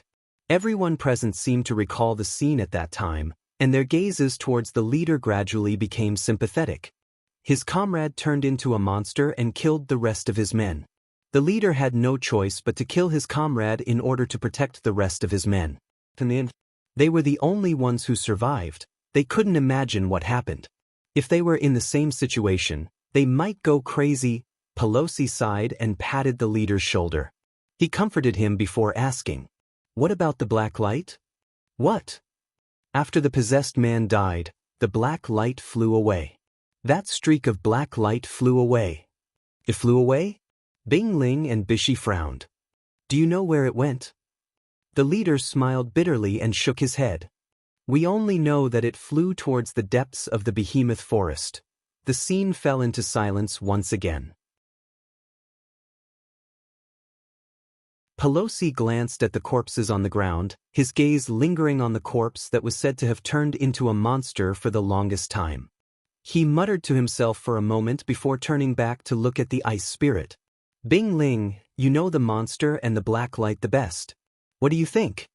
"What do you think?" Hearing this, the ice spirit's face turned ashen for a moment, but it soon turned into a bitter smile. "He knows the monster and the black light the best?" "That's right. After all, Bingling's uncle Marcus and his brother, Bing Mian, had both turned into such monsters. I don't know much about it. I only know that the black light can possess a person and turn them into a monster. It also has the ability to raise a person's level. Other than that, I don't know anything else." Bingling took a deep breath and narrowed his eyes. "However, I think Wu Yen knows more about it than we do." The moment the name Thun was uttered, the tense atmosphere froze. As long as one was in the camp, there was no one who didn't know this person who had once stirred up a storm in the camp. As long as one was in the camp, they would feel a little bit of fear towards this name. That's because he's too hard to control. He's super strong and he does whatever he wants. He's fearless and has a group of equally strong girls with strange abilities. Who can guarantee that they won't be afraid of someone like him? At least, no one here is afraid of him. That includes Pelosi, Bingling, and Bishi. The ice spirit glanced at the crowd and said, "Uncle Marcus turned into a monster because he wanted to take revenge on him. Otherwise, with his pride, he wouldn't have turned into a monster for the sake of improving his strength. Bing Mian turned into a monster because he chased the black light all the way to the base of the Saito family. In the end, he was the one who destroyed the black light." Bingling recalled the time when the black light came out of Bing Mian's body and attached itself to Wu Yen. Not only did Wu Yen not turn into a monster, but he also forced the black light out of his body and crushed it. Bing Ling's face tensed up. He's the one who dealt with the black light the most. I don't think anyone knows the black light better than him. Hearing the ice spirit's words, everyone present felt that it made sense and nodded thoughtfully. At this moment, you've guessed wrongly this time around. My understanding of the black light is not much different from yours. As the voice sounded, a figure emerged from the void and appeared in front of everyone. This person is none other than Wu Yen. Wu Yen. Gasps of surprise rang out from inside the tent, causing a commotion. Pelosi, Bing Ling, and Bishi were also shocked. Why are you here? Wu Yen chuckled and glanced at the corpses on the ground. The news that one of the teams in the camp suffered heavy casualties, and the leading captain ran to the tent of the person in charge of the central camp with a pale face, has long spread throughout the entire camp. Not long after, all of you gathered all of the higher-ups in the camp. As long as one is not stupid, one would be able to guess that something must have happened. I'm just curious and came to take a look. Wu Yen looked at Pelosi and the others. But I didn't expect to get something out of my curiosity.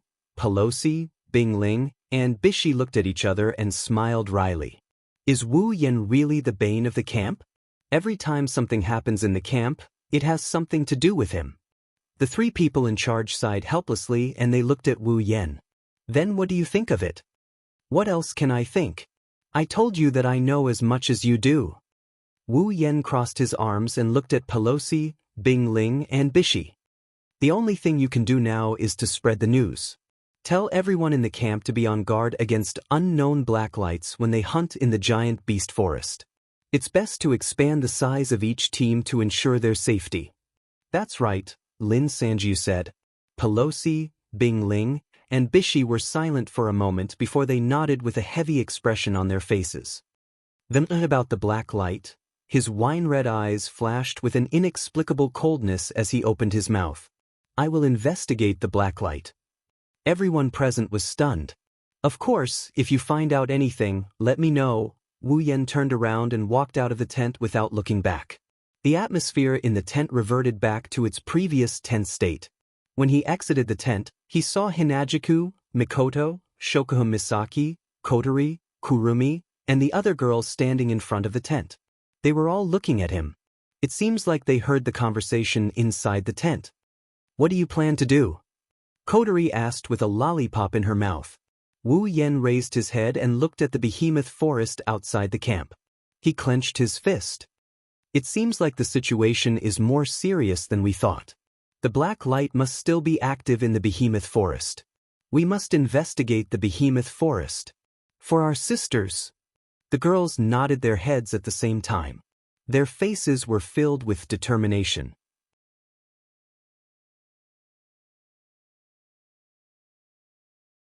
Chapter 1030. Behemoth Forest. If one were to look down from above the behemoth forest, one would find the behemoth forest to be very quiet. There were no strange roars of magic beasts coming from the sky. It was as if they were blocked by those towering trees. The sounds of birds, beasts, and insects also couldn't reach here. Only sometimes, some flying magic beasts would fly over here and make some strange noises. Aside from that, the sky above the behemoth forest is unexpectedly quiet. However, this tranquility was soon dispelled by two sonic booms.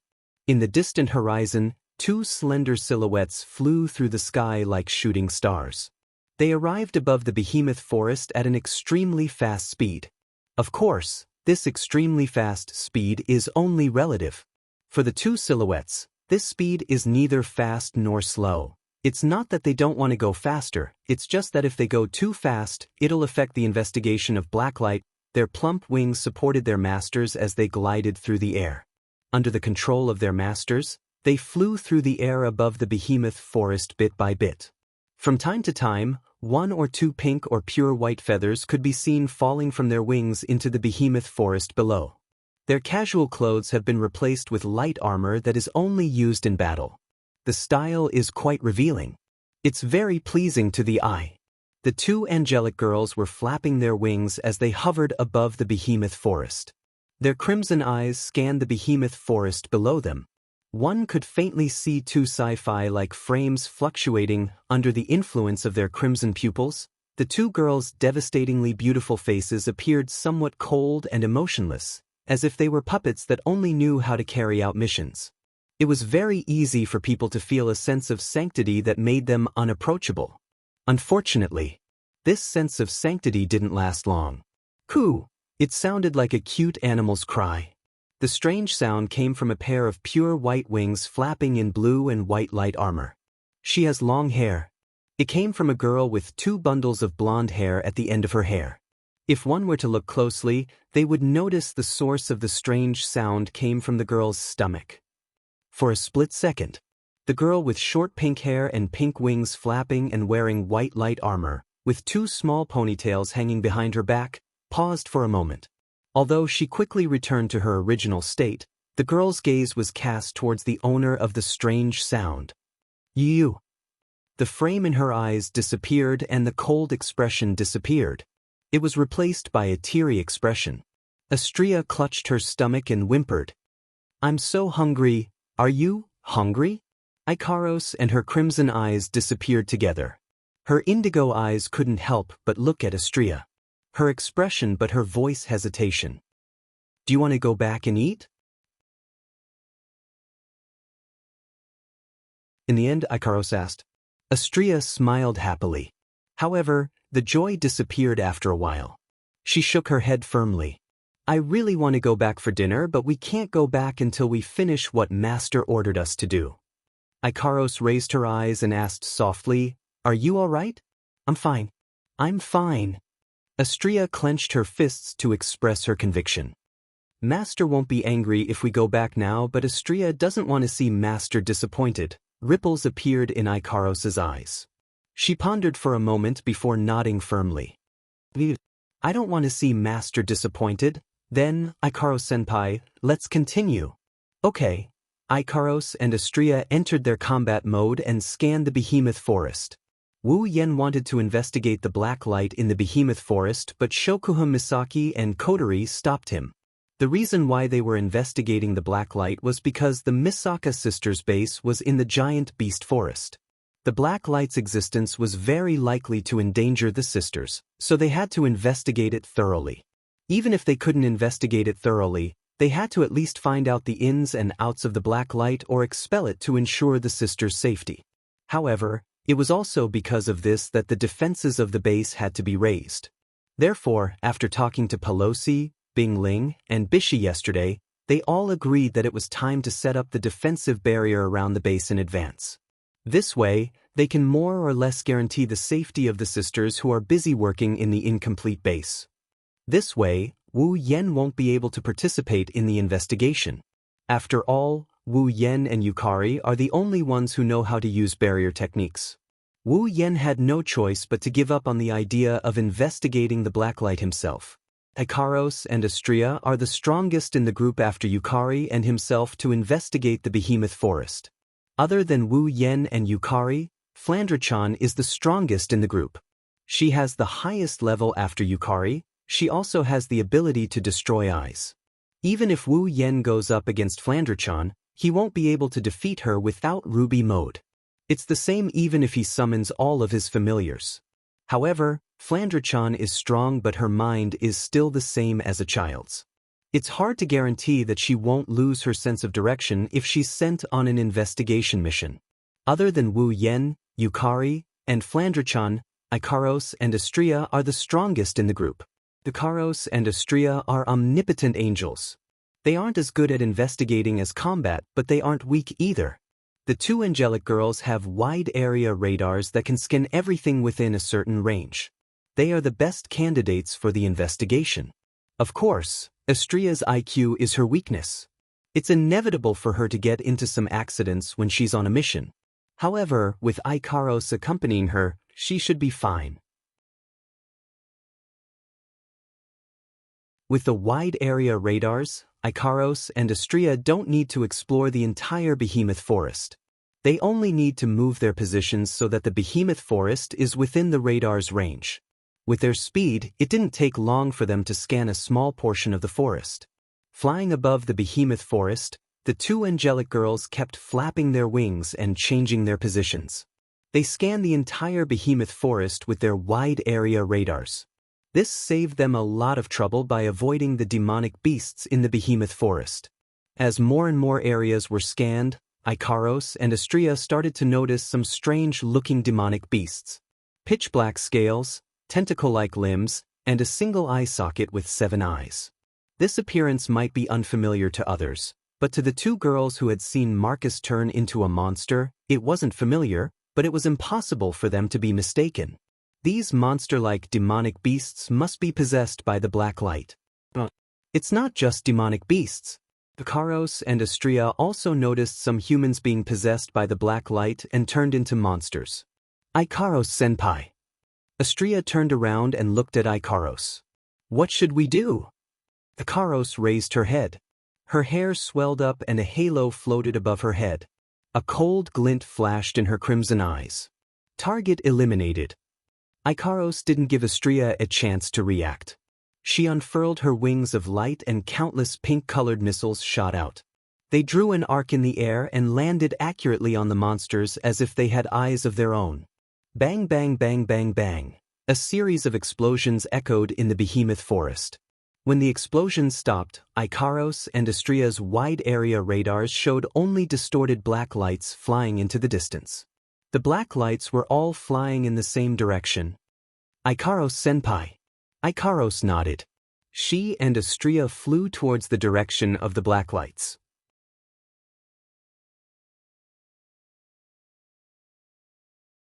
Chapter 1031. At the same time, a large amount of black lights were flying around the inner area of the behemoth forest like they were on a rampage. The dense foliage did not hinder them in the slightest. They streaked across the sky in arcs of light, leaving a trail of black light behind them. They seemed to have a purpose as they flew in a certain direction. It was as if they had eyes. Even if there were trees in their path, they would dodge them and continue flying forward. For a moment, the entire behemoth forest was enveloped by a strange phenomenon. A large amount of black lights flew through the forest like bees returning to their hive. Coupled with the continuous sound of breaking air, if the behemoth forest was the sky and the black lights were silver, it would look like a meteor shower at night. It's a beautiful sight. If you ignore their nature, there shouldn't be this many black lights. Although these black lights had no consciousness, they had some kind of instinct just as Z had deduced. Not only could they sense danger, but they could also attach themselves to living creatures and bring about changes to them. This was also a hidden instinct of the black lights. The black lights reside in living creatures. That's why most of the black lights here are attached to the bodies of demonic beasts in the behemoth forest. A small number of them are attached to humans.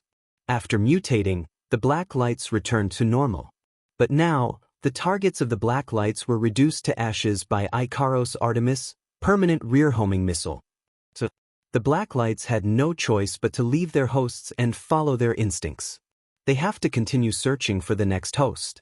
But now, for some reason, these black lights had given up on their instinct to search for a host and were all rushing in the same direction.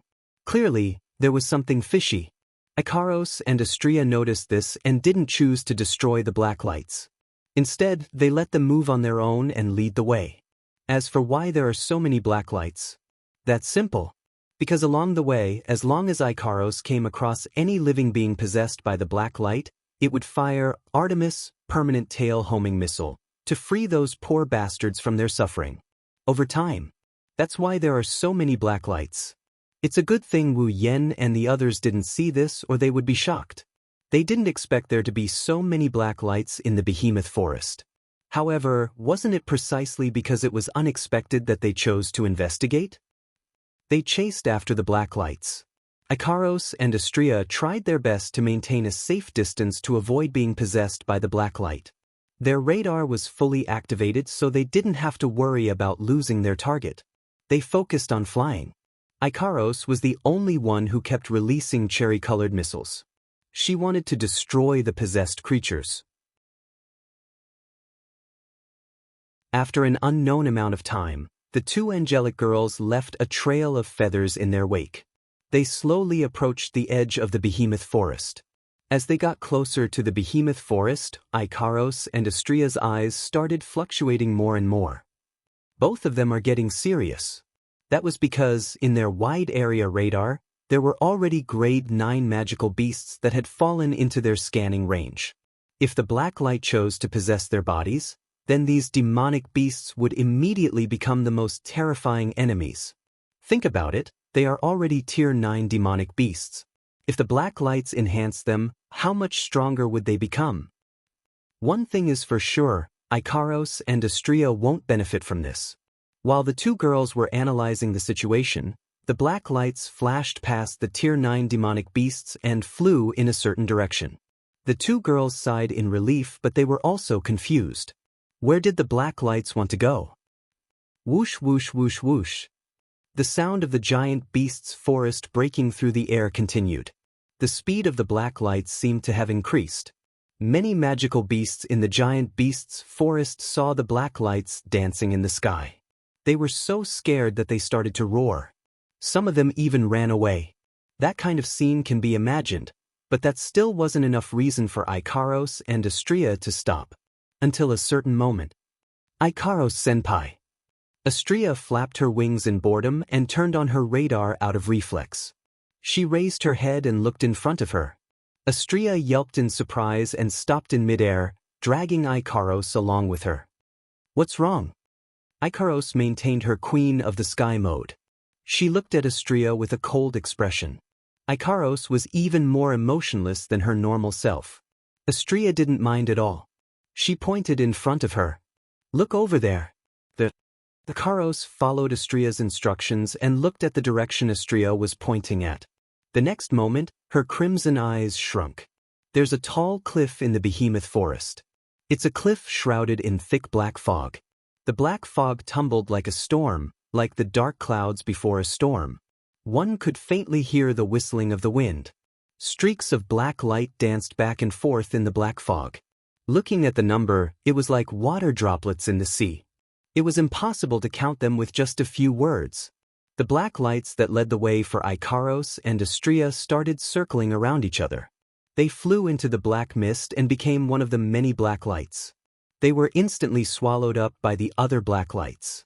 It was impossible to tell which ones were originally here and which ones were added later. This situation is still going on. Even Ikaros and Astria didn't know how to react to the situation. It really made one's hair stand on end. The scene in front of him was like a beehive, and the black light was the bees. They were scrambling to get into the beehive, or rolling outside the high cliff with the black fog, as if something extremely terrifying was brewing. If there was a person with trypophobia here, he or she would definitely be scared to death by the scene in front of him. There are too many black lights. They're too dense. If there are more black lights in the behemoth forest, the entire behemoth forest will be turned into a land of monsters. Even the camp outside the behemoth forest might be affected.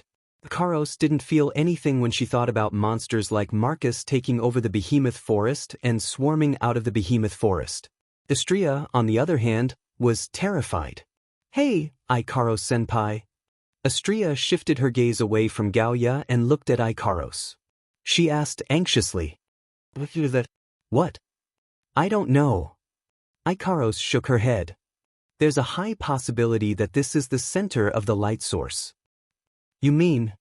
Astria tilted her head. She hesitated for a moment and said in an uncertain tone, Is this the source of the black light? Based on the current situation. Ikaros's eyes were moving up and down as she observed the cliff. To be more precise, she was analyzing the situation inside the cliff. There's a high possibility. Then, Astria glanced at the cliff. Should we inform Master? Ikaros also hesitated for a moment before looking at the high cliff. Before that, let's confirm it. After that, Ikaros flapped her wings and flew towards the cliff. Wait. Ikaros-senpai. Astria wanted to call out to Ikaros, but Ikaros is already close to the cliff. Astria suppressed the restlessness in her heart, and as if she was praying to Wu Yen, she mumbled, Master, twice before flying over to Wu Yen. With the passage of time, the black lights that are flying towards them are getting thinner and thinner. Looks like they're all about to enter the cliff. Ikaros also arrived at the edge of the cliff. Looking at the black fog and black lights, the square frame in her crimson eyes suddenly expanded. This proves that her master is trying her best to analyze everything in front of her, trying to see through the cliff's inner workings. It was also at this moment that a phenomenon occurred. The black fog suddenly erupted and spread out, wrapping around Ikaros' figure in an instant. Ikaros senpai. Astria's sorrowful wail reverberated throughout the arena.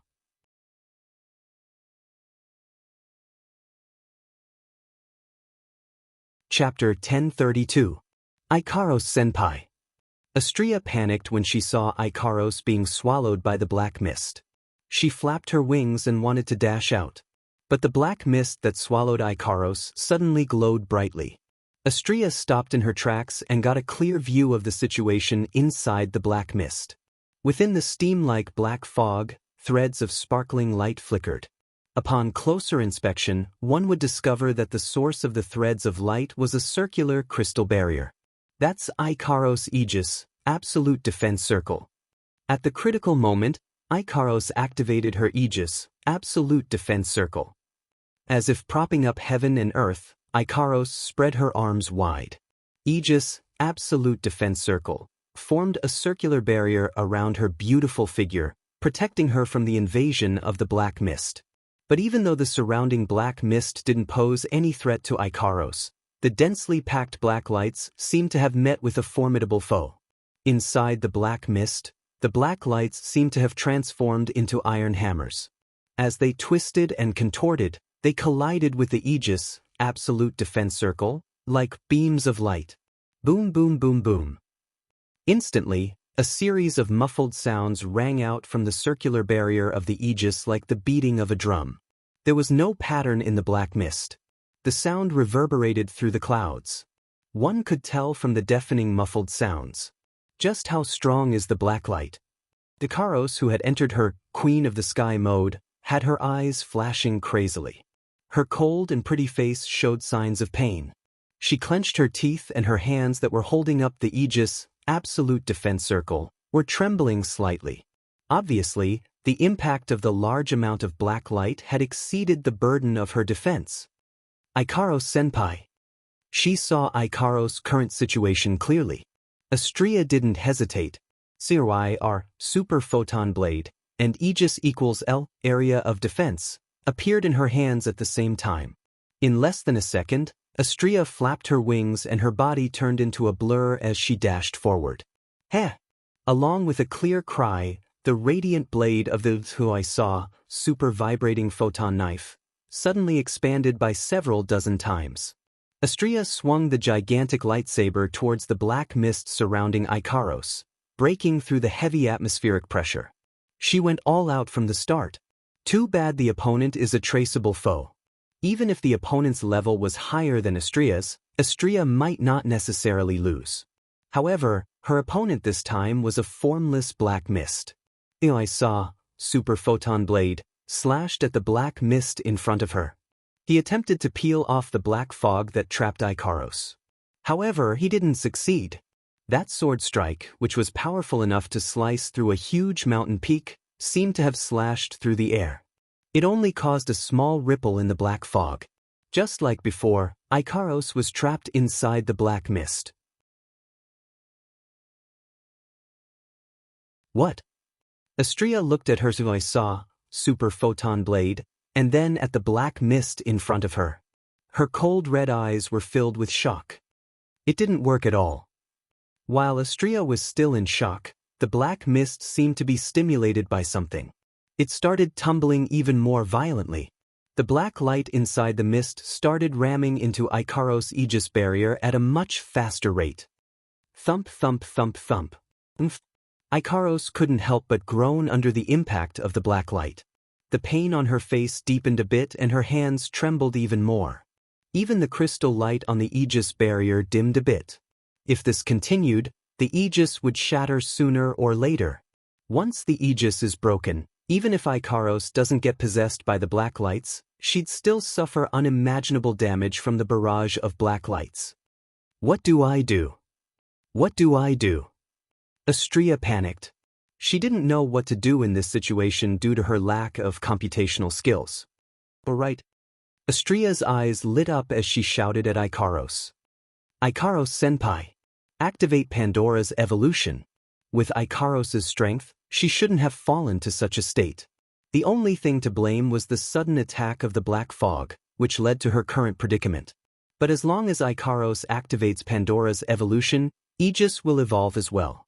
At that time, Ikaros won't need to maintain Aegis herself anymore, she can just charge out directly. At least that's what Astrea thought. However, Astrea seemed to have forgotten that the reason Ikaros was trapped by the black mist was because of the Aegis. Without her support, the Aegis would shatter under the impact of the black mist. If she could free her hands, Ikaros would have escaped long ago. Why would she need to undergo Pandora's evolution? It takes time to activate Pandora's evolution. During this time, Ikaros will have to give up on Aegis. But if she does, Aegis will shatter as well. Under such circumstances, Ikaros won't have the time to activate Pandora's evolution. Ikaros could only shake her head when she heard Astrea's reminder. Astrea almost burst into tears when she heard that. She watched as the light on Aegis dimmed. It's only a matter of time before it shatters. Astrea couldn't hold back her tears anymore. What should I do? Master! Master! Astrea has never hated herself for being too weak. She didn't even hate herself when she almost died against the Beast King. Astrea grit her teeth and grit her teeth. She grabbed her lightsaber and shield and charged into the black mist to save Ikaros. At this moment, within the Aegis, Ikaros lifted her head and spoke, "Evolve!" Astrea! Astrea froze. She was stunned. Evolve? Ikaros nodded with difficulty. She forced herself to maintain Aegis while channeling the rest of her energy into her mouth. Your Pandora system has also shown signs of awakening. If it evolves, there will definitely be a way, yes. Yes. Astrea clutched at her chest as if she was grasping at straws. But what should I do? Astrea's Pandora system was already showing signs of awakening when she reached Tier 9. Now, all she needs to do is activate Pandora and Astrea will be able to evolve. Master once said you can't evolve because of your own reasons. Ikaros's voice was so soft that it was almost drowned out by the clashing of the black mist. She raised her voice as much as she could and looked at Astrea. The evolution condition of the Pandora system requires strong emotional fluctuations. Although your computing ability is not good, your emotional ability is very strong. You don't need too much emotional fluctuations to promote evolution. That's why you can do it. As long as you want to evolve, you can. As long as I want to. Astrea's eyes lit up as if a light bulb went off in her head. She clutched her heart tightly as realization dawned on her. She finally understood. She finally understood why she couldn't undergo Pandora evolution. It was because she didn't want to evolve at all. What Ikaros said was absolutely correct. As long as Astrea wants to evolve, Astrea will evolve.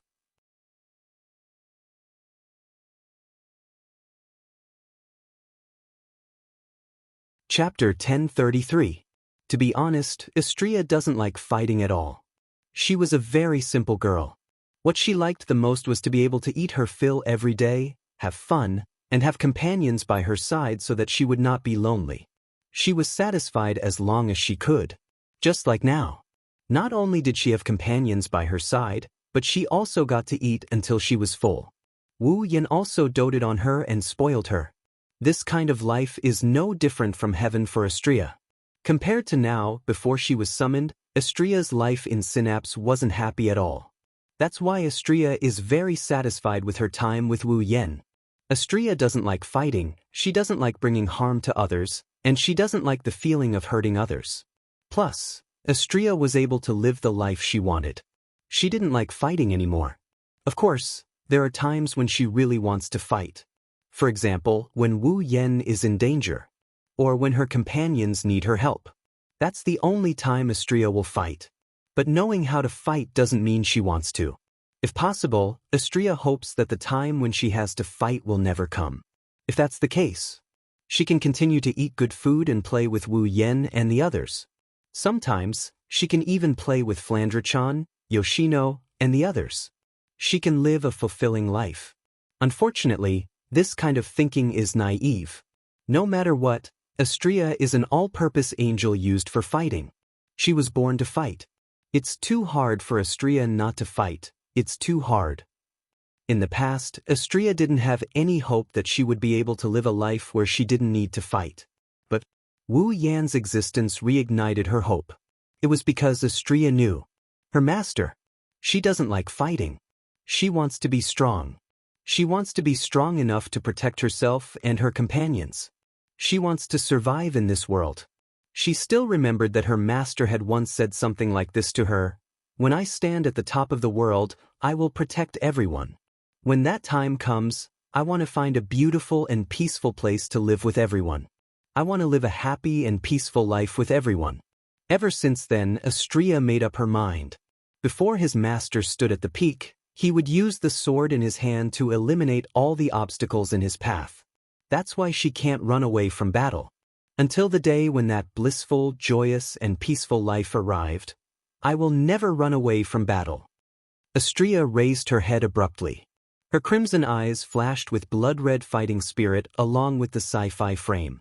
At the same time, the pure and innocent girl's determined roar echoed through the sky. In order to live a happy, and peaceful life. As the shouts rang out, the world suddenly fell silent. Bzzz. A beam of light shot out from Astrea's body. It turned into a shockwave that blasted towards the sky, towards the ground, and towards the black mist that enveloped Ikaros. Boom! Like a white wind clashing with a black wind, the shockwave and the black mist collided. The space around them started to tremble. At the same time, the churning black fog was also stirred up. The next moment, Astrea turned into a streak of light. Looking at the silhouette in the aurora, Ikaros' cold eyes couldn't help but flash with a gratified light.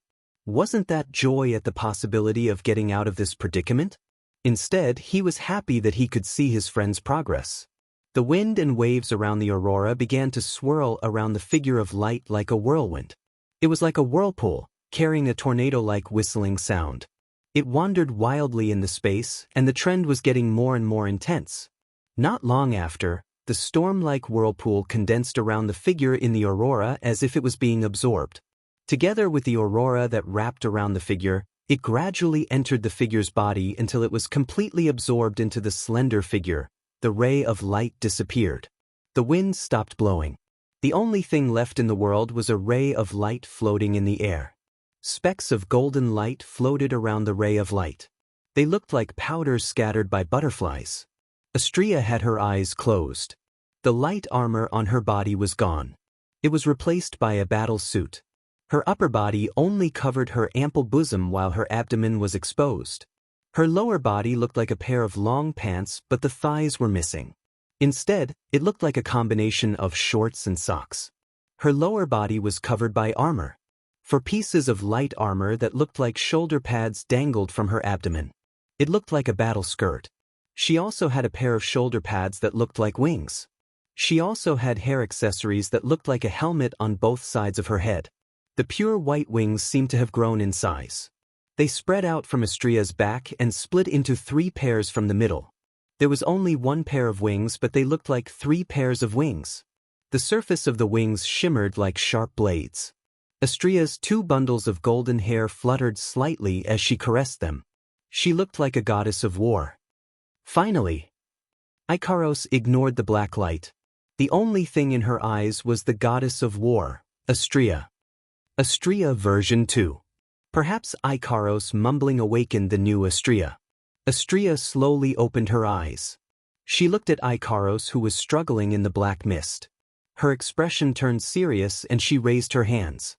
Astrea held a sword and shield in her hands as usual. However, the shape of the sword and shield changed completely. It looked like a sword of light with wings. It was a shield that could cover half of her body. It was wide at the top and sharp at the bottom.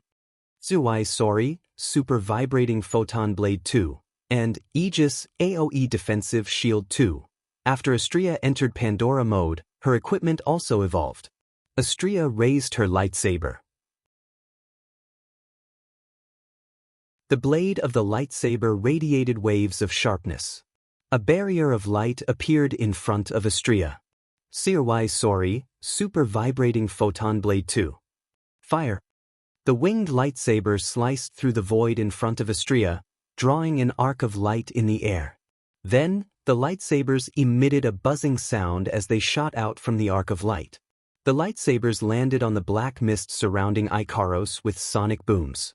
Bam bam bam bam bam. Like sword-shaped cannonballs, a large number of lightsabers rained down on the black fog. Like crushing dry weeds and smashing rotten wood, the black fog surrounding Ikaros was emptied out by the bombardment of the lightsabers. The black fog surrounding Ikaros was emptied out by the bombardment of the lightsabers. Now is the time. Astrea flapped her wings. Specks of light swirled around her wings and they started growing. Not long after, Astrea's pure white wings turned into a pair of light wings with a length of more than 10 meters. Photon swings, multifaceted photon force wings. Safety restriction lifted. As soon as he finished speaking, the huge wings of light flashed. Astrea turned into a ray of light. Whoosh, accompanied by an ear-piercing explosion, a stream of light fell from the sky like a meteorite, rubbing against the atmosphere and stirring up a burst of sparks. The entire stream of light was dyed fiery red. With an extremely clear fiery tail, it cut through the sky and also cut through the ferocious rolling black fog. When the ray of light dissipated, Astrea revealed herself. Ikaros was already in Astrea's arms.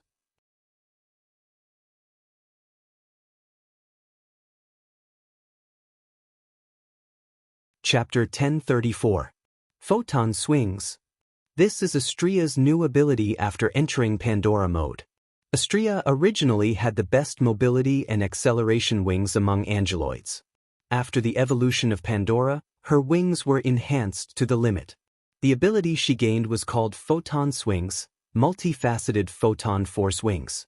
Photon Swings, Multifaceted Photon Force Wings. Once activated, Astrea's wings will transform into a pair of light wings with a length of more than 10 meters. It will provide an unimaginable boost to its owner. It can increase Astrea's movement speed to the speed of light.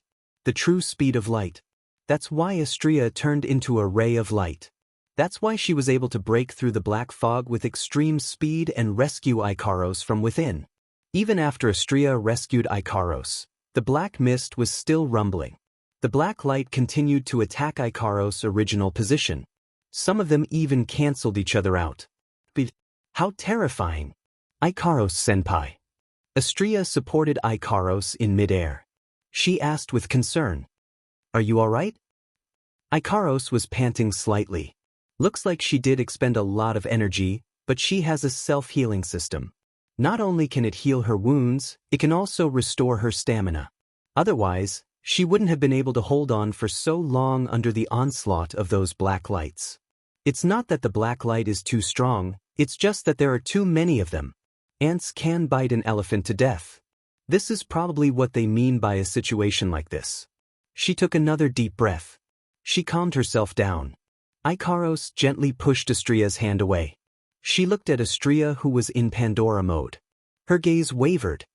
What if it worked? Even though her appearance has changed, her strength has increased.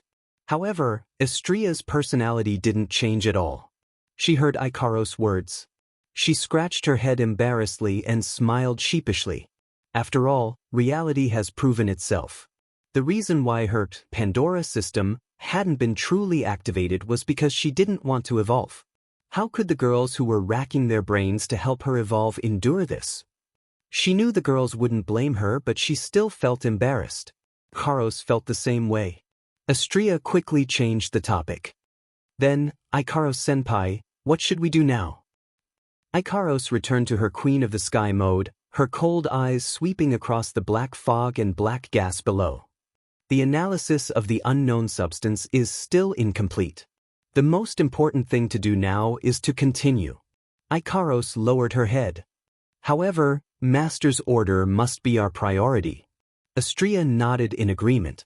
Before Ikaros and Astrea came out, Wu Yen reminded them that they should only investigate the black light and that they shouldn't go too deep into danger. If they find anything strange, they are to report back to him. Wu Yen knows that with Ikaros and Astrea's strength, he doesn't need to worry too much. However, it's better to be safe than sorry. There are no absolutes in this world. Accidents happen every year. Who can guarantee that nothing bad will happen? Wu Yen more or less is still worried. That's why he reminded them. Reality proved that Wu Yan's worries weren't unfounded. Ikaros was caught in an accident and it was a very dangerous accident. If Astrea didn't activate Pandora in time, Ikaros would have been gravely injured even if she didn't die from the barrage of black lights. Astrea was furious to the point where she wanted to destroy the black mist and black light. However, she didn't object to Ikaros's decision. She decided to report this to Wu Yen when she got back. It's a must to report this to Wu Yen. Of course, there's no need for that now. There's no need to go back, I saw everything. Ikaros and Astrea seemed to have sensed something as well. Their eyes lit up with joy as they turned around to look behind them.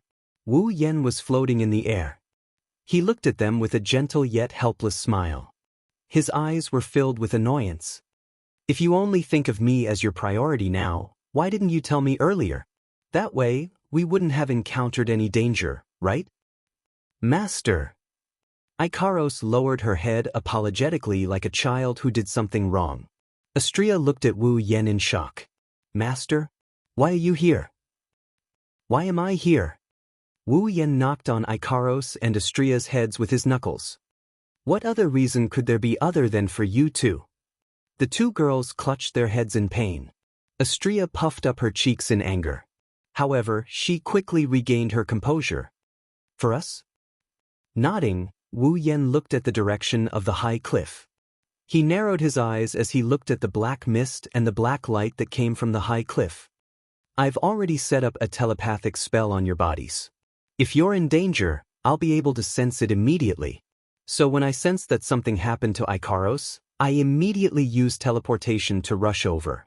Wu Yen turned to look at Astrea, who looked like a Valkyrie with a grin on his face. However, I didn't expect that you would give me such a pleasant surprise when I rushed over. Pleasant surprise? A question mark appeared on Astrea's head. What pleasant surprise? Ha! Wu Yan's mouth twitched. Even if it's the Pandora system that can make angels evolve, it seems like it can't also evolve your brain, Master. Ikaros flapped her wings and flew to Wu Yan's side. As usual, she stayed less than 1 meter behind him as she whispered. What should we do now? Hearing Ikaros's words, Wu Yen glanced at Gaoya, who is enveloped in black energy and black light. I don't know what's going on, but based on the situation, the source of the black light might be here. A cold light flashed in his eyes, and his expression gradually turned cold. If that's the case, let's destroy this place. Destroy it. Astrea was stunned. Ikaros also hesitated. Shouldn't we investigate this? If we want to investigate the black light, Yukari is already in the process. She has samples as well. It is important to investigate the origin of the black light. But don't forget, the purpose of this investigation is to prevent the sisters in the Behemoth Forest from being harmed by the black light. Compared to this, there's no need to investigate the origin of the black light. This place might be the source of the black light. If we destroy it, we will have achieved our goal. Wu Yen shrugged after looking at Ikaros and Astrea. Besides, even if we want to investigate, we don't know where to start. Are we supposed to just go in? The black light can possess people. Wu Yen took a step forward and looked down at the billowing black mist and dancing black light. He sighed. We have no choice but to investigate this. There's no way we can start from there. We might as well destroy this place first. Even if this place isn't the source of the black light, if we can eliminate a large amount of the black light, the threat to the sisters will be greatly reduced. Ikaros and Astrea looked at each other and nodded. Master. Ikaros flew in front of Wu Yen. She left Wu Yen with her back facing him. You want to help? Ikaros. Wu Yen hesitated, but he didn't refuse. Fine, I'll let you do it. But the black light is evil. Don't hold back. Yes, Master. I'll help too. Astrea flew over and lined up beside Ikaros with a serious look on her face. I feel like I can activate the Pandora system again. Let me help.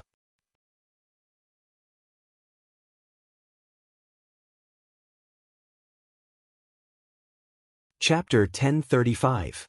Activate Pandora again? Wu Yen was shocked. Even Ikaros looked at Astrea in surprise after hearing her words. Wu Yen, Ikaros, and Astrea didn't know much about Pandora. All they knew was that the Pandora system was a system that Daedalus had installed on the 3 first-generation angels. It had the ability to allow the angels to evolve on their own. However, they didn't know how it would evolve, what level it would reach, what kind of strength it would have, what kind of equipment it would evolve into, and what kind of abilities it would derive. Ikaros now has Pandora mode and Astrea also received Pandora evolution. However, they never expected Pandora to allow an angel to evolve twice in a row, including Astrea. But now, Astrea said she felt like she could activate Pandora again. Even though Astrea said it was just a feeling, Wu Yen and Ikaros could hear the seriousness in her voice. Does Pandora really have the ability to allow an angeloid to evolve multiple times? Wu Yen was silent for a moment before he smiled. Interesting. Wu Yen looked at Astrea and waved his hand. It was as if he was cheering for Astrea.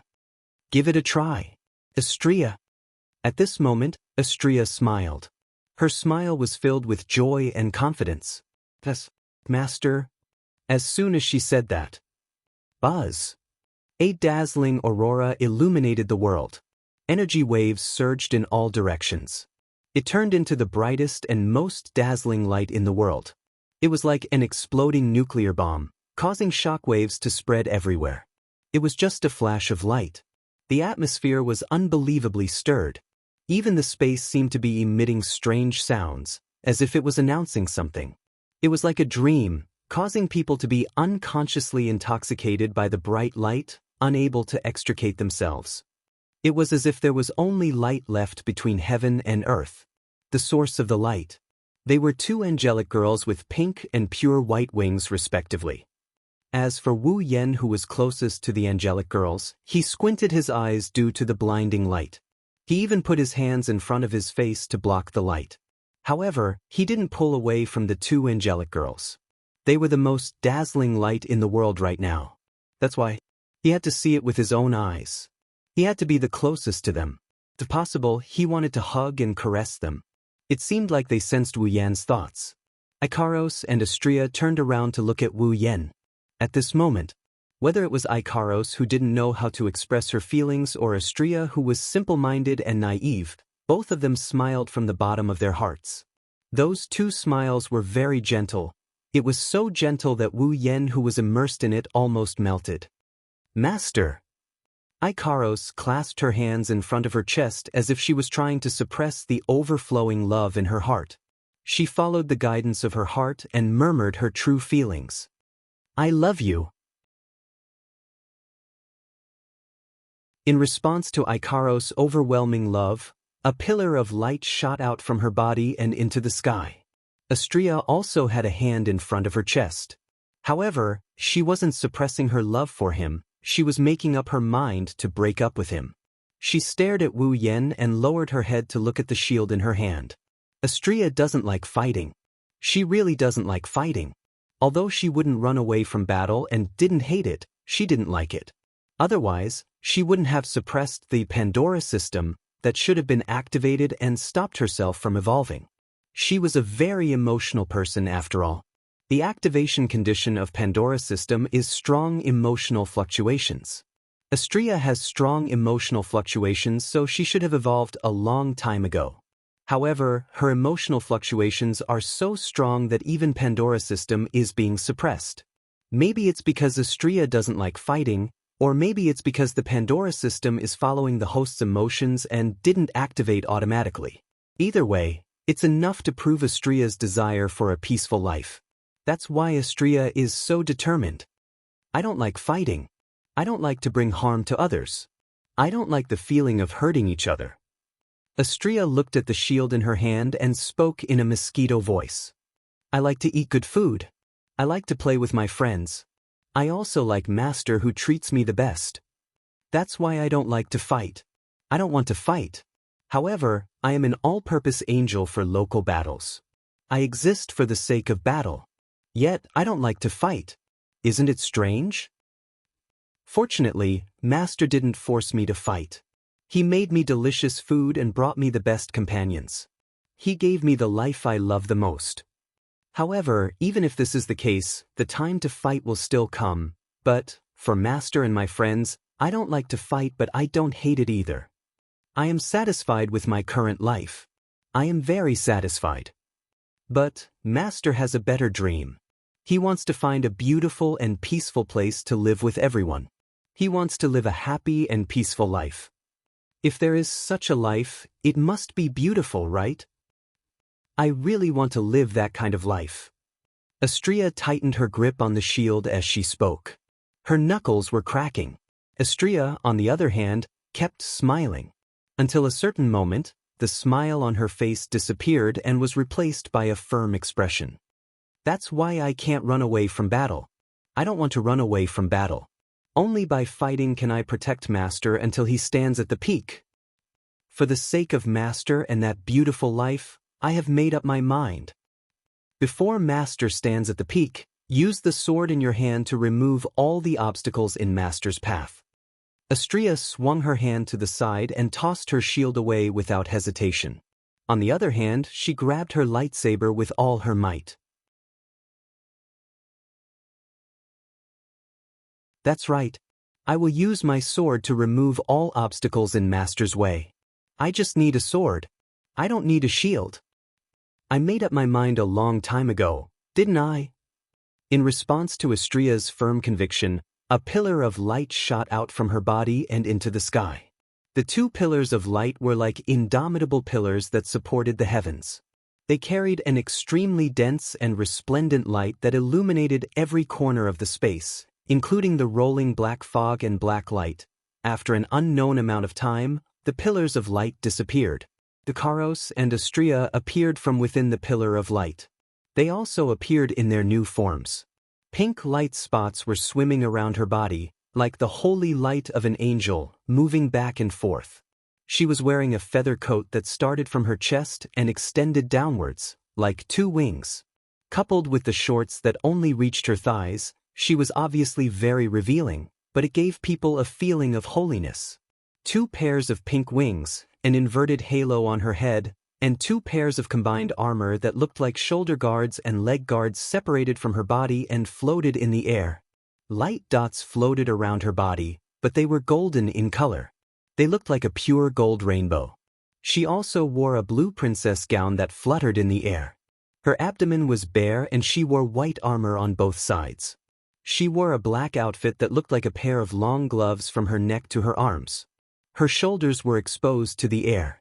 3 pairs of pure white wings, 2 bundles of long golden hair that reached her ankles were fixed to the right side of her head by a headdress.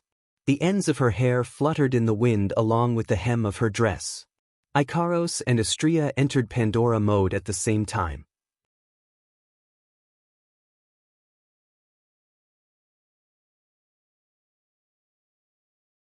Chapter 1036. Looking at Ikaros and Astria, who entered Pandora mode with pink wings and white wings respectively, Wu Yen fell into a daze. Even when the world returned to normal and only the rumbling of the black mist could be heard, he still hasn't recovered from his daze. There's no other reason, he just found them too beautiful. Too beautiful. Wu Yen already saw Ikaros in Pandora mode once, but after such a long time, he still couldn't help but be captivated by her beauty.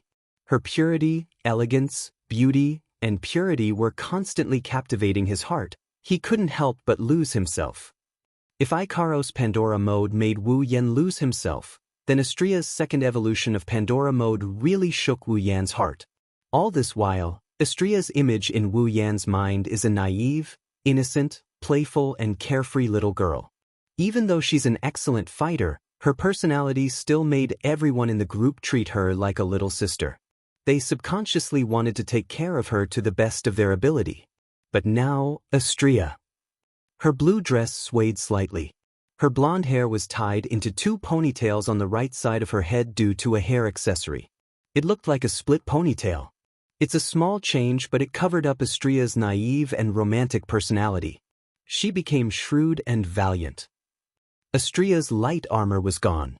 The only thing left on her body were the 2 pieces of armor on her waist. Other than that, she was wearing a light gown that looked like the gown a queen would wear during a ball.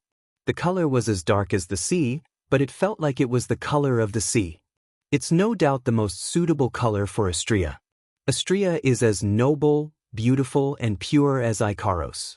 She's different from Ikaros' holiness. Astria is an intelligent and capable goddess. Different vibes but equally beautiful. The 2 angelic girls are the only ones left in this world. They had already become the only thing in this world. Even the black fog that covered the sky and the sun was unable to cover their radiance. At least, that's what Wu Yan thought.